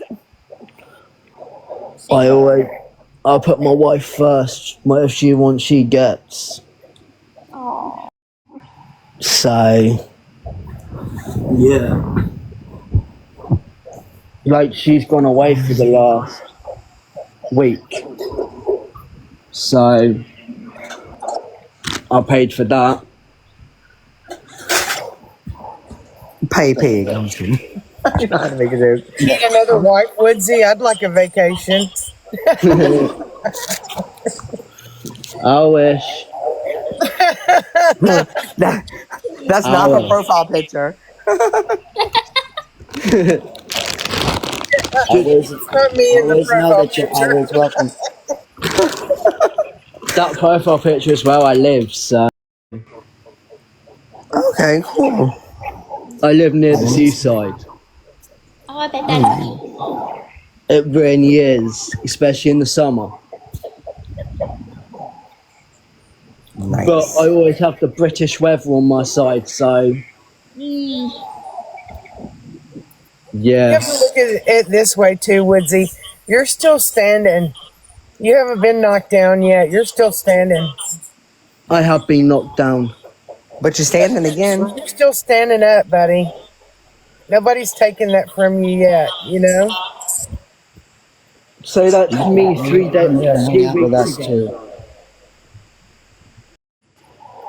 Sometimes I think it's important to get. I think when you get knocked down, I think like if somebody said down there, grow. Did they say? I lost the comment, but anyways, but when sometimes when you hit like when you get knocked down, or even when you're at like say like rock bottom, like I feel like the moments in my life where I was at rock bottom, I feel like those are the moments in my life where I grew the most. Because you have no other place. What else are you gonna do? You can either sit still forever, or you can get up and just keep on trying to get up. And I mean, people suck. I mean, but also people are amazing and beautiful, and they love, but they hate. And like, you just have to find the right people to be around and support you and encourage you. I think having a support system, if you've been through things like abuse or any type of trauma, is really really important. And staying away from toxic people, and just continuing to first and foremost never allow anyone to invalidate what you went through. I think when you know and stand in your truth, then no one can break you. Sometimes a little bit, but you'll never be completely broken because you know who you are. Like, there's a really sad thing that I am gonna say. Last year I overdosed 12 times. Well, you're here for a reason then. You're still here. Yep, I'm still here breathing. Yeah. It just shows that I was put on earth for a reason and a purpose. Absolutely. And I'm sure there's somebody in this live that probably needed to hear that. So I appreciate you coming up and sharing that. That's okay. You're always welcome to join us. Yeah. I'll Thank follow you. you, follow us, and we're always on having yeah, we fun. have fun little lives. It's not always this deep, but and It's you always good to about have breakups because the majority is women. I just thought to share my past with you lot to see what you lot thought of it, that's all. But I definitely think that you're a strong person and you're persevering through challenges. And I know for my experience that I never got an apology both being family members, and I've had to cope with that. So I know that that's something that, as one that is the victim of that, you want an acknowledgement, you want an apology, and sometimes you just don't get that. And that's why you got to just kind of understand that you have to almost apologize for them I get that. and make peace with that. It's really, really hard, and I'm still even working through it. But when you get that kind of peace, you'll find this weight has been lifted off of you. And I know that as individuals who go through abuse, we kind of gravitate to people that are similar to our abusers or other abusers because it's what we're comfortable with. Even though we don't like it, it's familiar. And so what it sounds like is you've met someone, your partner, that makes you happy and you make her happy. And that is where the love needs to stay. Focus on that love. But there is one little hiccup with me and my wife. I have a son from a previous relationship that I'm not allowed to see. Oh, I'm sorry. Don't be sorry. I did it to myself, to be honest. Well, still, I mean, you're a changed person than you were then. Definitely, I'm not in trouble with the police. I've been a year clean from handcuffs. I don't touch coke no more. I don't touch ketamine no more. I don't drink no more. Oh, here it is. Grow through what you go through. That's what the comment was. Grow through what you go through. I like that. Yes, that is good. You know, Woodsy, Saturday I had 17 years clean. It can be done.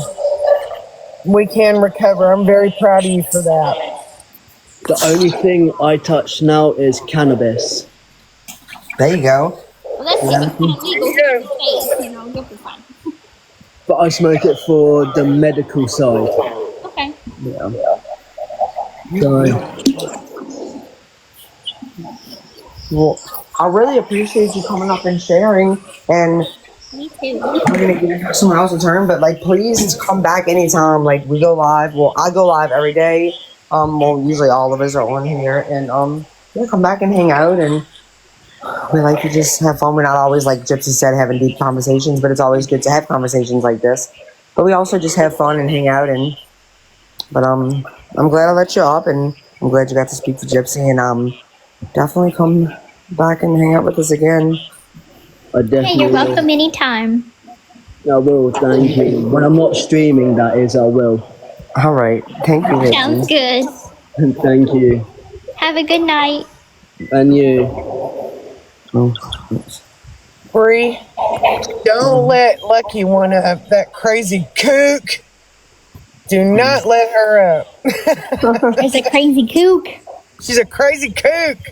She's always up in my comments, and she just can't let it go. Is she one of your fans? Fans.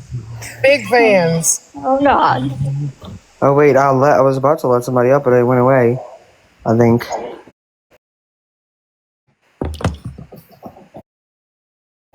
Well, okay. So anybody who is in there, let's see.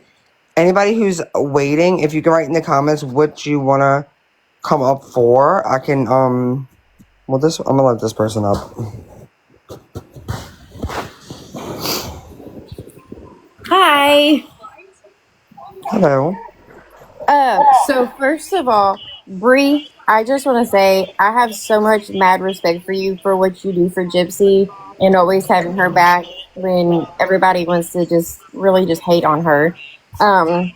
Because Couldn't do it without my team. you be killing it sometimes, okay? I just love hearing you and just everything that you do for her. On the other hand of things, Gypsy, I also want to say I have a lot of respect for you for continuing to stand up and stand on your truth and not letting other people get you down, because that is such a hard thing to deal with when you're in the spotlight and everything, and like you're hearing all this stuff nonstop. I could not imagine being in your shoes. Just being that everybody sees all this stuff, you know, and has their own opinions on things.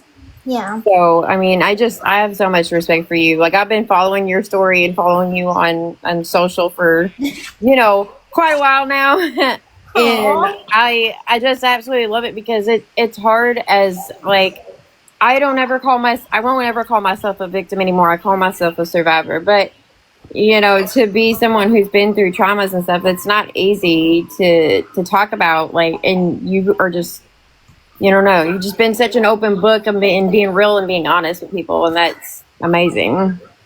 Thank you. I think that so many people that judge, like, oh, I'm too eager to talk about it. But it's like, for almost 24 years, I wasn't allowed to.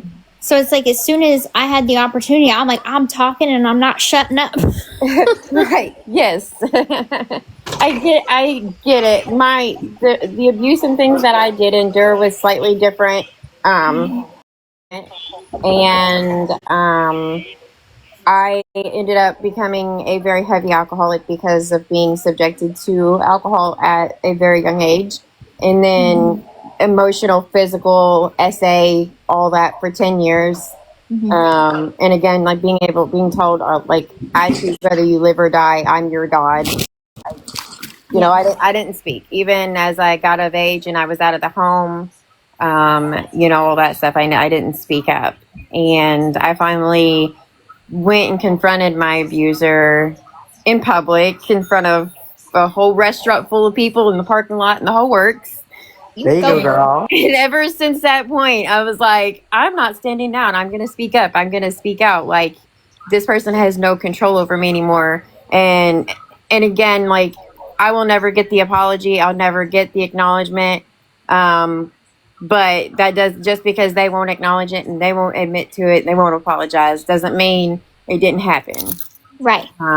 It just shows to the kind of person that they are, not who I am. Exactly. It's not a reflection of you at all. Yeah, I might have maybe lost it a tidbit when when I confronted them in public, but it's probably fair. Yeah, probably warranted.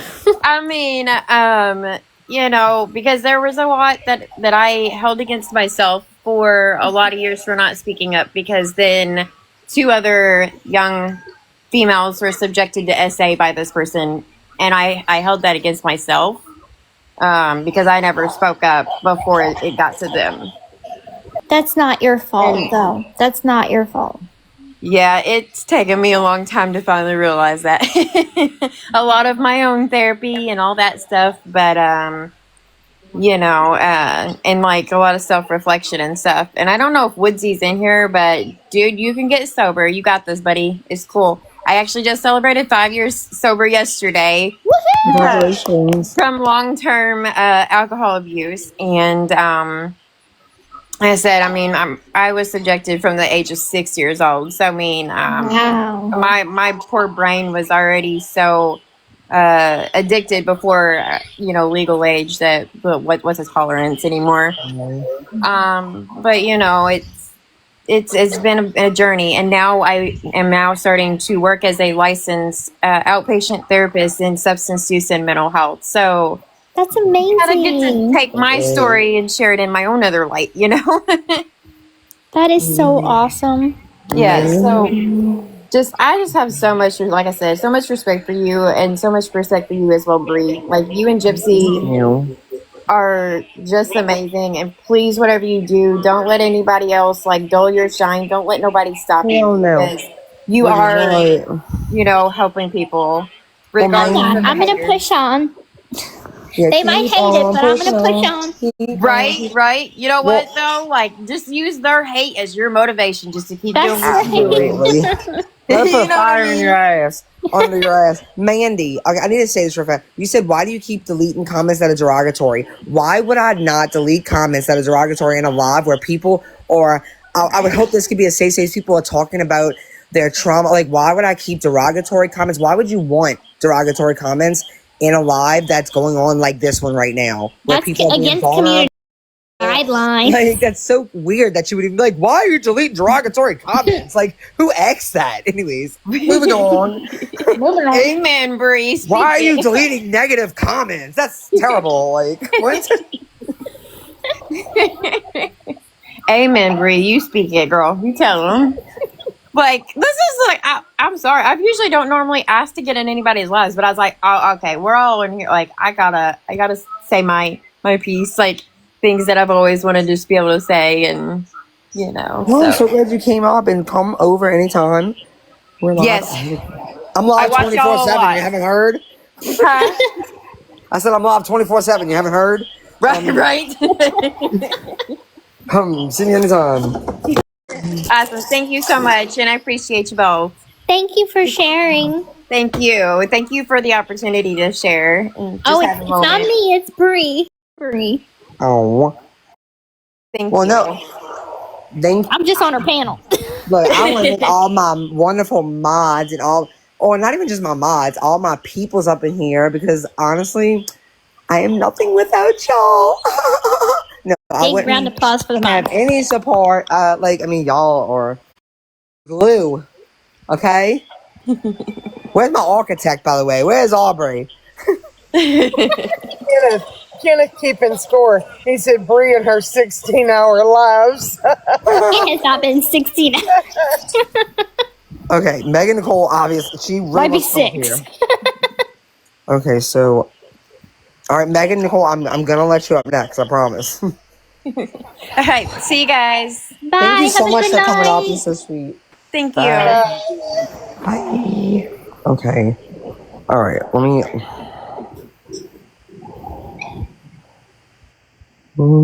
Keep on keeping on. I need a cigarette. Oh my God. Thank you for putting me up here. Well, I couldn't find you the first time, so I had to pick somebody else. I'm just so super excited right now. So one, Bree, you're amazing. I love you. Yeah. Oh. Gypsy, I just want to tell you, I have loved you since you were The day I a was little born. girl. And yeah, to all the haters out there, I have been dying to say this for many years. Imagine yourself as a child and your person, your mother, lied about everything. That's your person that you believe, and that's your person that teaches you everything you know from day one. So all the hate and all the blame that you are putting onto Gypsy is totally wrong. Totally wrong. She was a little girl and she was taught to believe. I mean, you're not taught to believe it, but you automatically believe your mom. You're right. You're not Your wrong. mother can tell you that the sky is purple from the time you're 2 Yep. years old, and you will grow up believing that. Like, so People don't understand grooming. correct. And I'm not an abused victim in any way, but as a mom myself, and watching everything that Gypsy has went through is crushing, absolutely crushing to me. And to watch all the haters get out there and just try to tear her and her story down is, I'm just wowed by the world at this point. But Gypsy, I love you, and I'm so glad that you have your little family. And I'm Thank so you. glad that you have your little girl, so you can just love her as the way you should have been loved. I do. I do. I have cried for you, like legit tears, so many times, and I just can't imagine. And I'm so sorry that you had to go through that. Because if you were mine, you would have been so incredibly loved and taken care of the correct way. The correct way. And I know that you can do that for your little girl. And The baby's not real. the baby is real. But I will also say that people hate every action that you do, whether it's good, whether it's bad, like it doesn't matter. So be you. And when you clap back, know that your supporters love that just as much as we love when you don't. Thank you. I have my shortcomings, but I'm learning to do better. They ain't got you. What you said? They ain't got you by the short and curly anymore. I fucking love that. I'll never forget that. I actually feel like super bad, and like maybe I should go delete the comment because it was a clip from Ken's live that he did yesterday, and somebody was like, you could tell that Ken's the only parent that loves that little girl. Too bad that he's not like the sole parent or whatever. Now, keep in mind, I've had a really rough day. I've been up since 4 a.m. and I had to go to Walmart to an appointment at the Vision Center. Aurora came with me. And then I had to do grocery shopping after that. She was fussy the entire time, but I handled it with grace. Then I come home and she still doesn't nap. Feed her. She pooped twice back to back. Changed her diaper. She had a blowout, so I changed her, gave her a bath, did all that kind of stuff. Fine. I haven't even eaten yet today. The food is sitting right beside me. I cooked pot roast. Haven't ate yet. I'm starving. And I've been really stressed today. So I scroll and I come across this comment and I went off. You have every right to. And I feel so bad, but I was like, I think I'm within my right to say, go fuck yourself off a bridge. Like, and I called her a C-U-N-T, and I feel so bad. Like, but then I don't. I know, sometimes we can get really mad and probably say, I'm sure that's going to be shared everywhere, so just get ready. I'm sure. Yes, I feel that because I wasn't expecting that response. Like, I know I'm a fucking good mom. Like, I know that I put my effort in. Like, and you know what? None of us. I know you can't say that, love. Like, none of us can judge your parenting. We are nobody's perfect. Nobody. You just got to end it at get fucked. That's it. Gypsy. You can't say off the bridge. Just say go fuck yourself, okay? Future reference. Anyways, go ahead. Just for future, leave it at the yourself.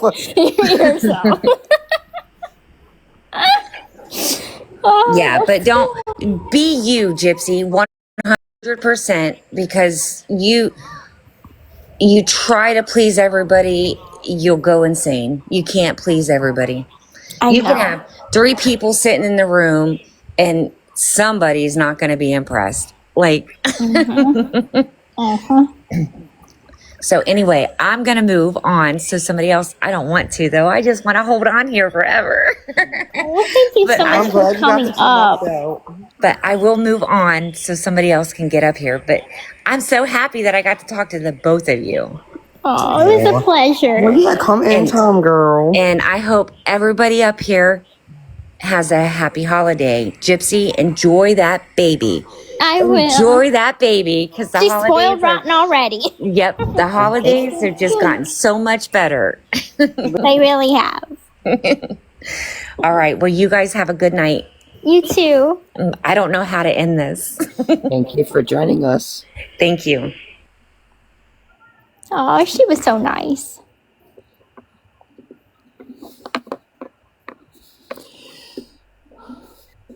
Something's telling me this person, hopefully it's a good person. We'll do you next, Juju. Hello? Hello? Hello, you got to speak up. We can hardly hear you. Oh, sorry. I have a headset on. Can y'all hear me now? Yeah, we can. Perfect. Hi. I just wanted to ask Gypsy one question. I appreciate you so much with your story. I think you're an incredible person, and I applaud you so much for your strength. I'm not going to take up y'all's time too long. I just wanted to ask, what is one of the hardest questions that I know you do a bunch of interviews, the hardest question you've ever got, but the most rewarding answer that you can give that makes you feel like you're getting your story out and making you feel incredible.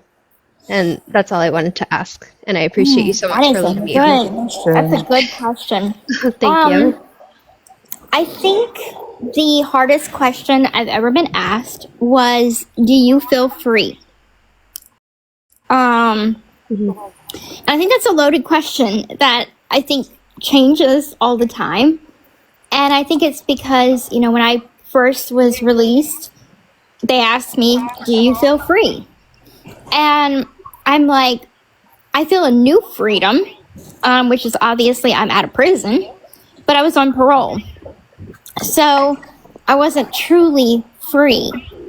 And so even being asked that now, I am physically free, but I think the rewarding aspect of it is being able to truth that yes, I'm physically free, but mentally I am still working on obtaining true freedom.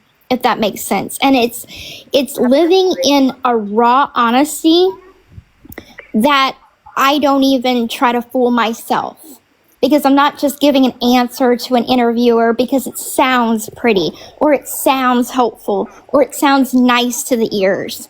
Sometimes the truth is not really nice to the ears, but it's factual and it's real. And that's what's so validating about it and rewarding. Absolutely. Thank you so much. I won't take y'all's time. I appreciate you very, very much. Y'all have a wonderful rest of your night, and so lovely to meet all of you incredible people. And Gypsy, I love you. I hate what happened to you, of course, but you are a strong ass woman, and I support you always. So y'all have a wonderful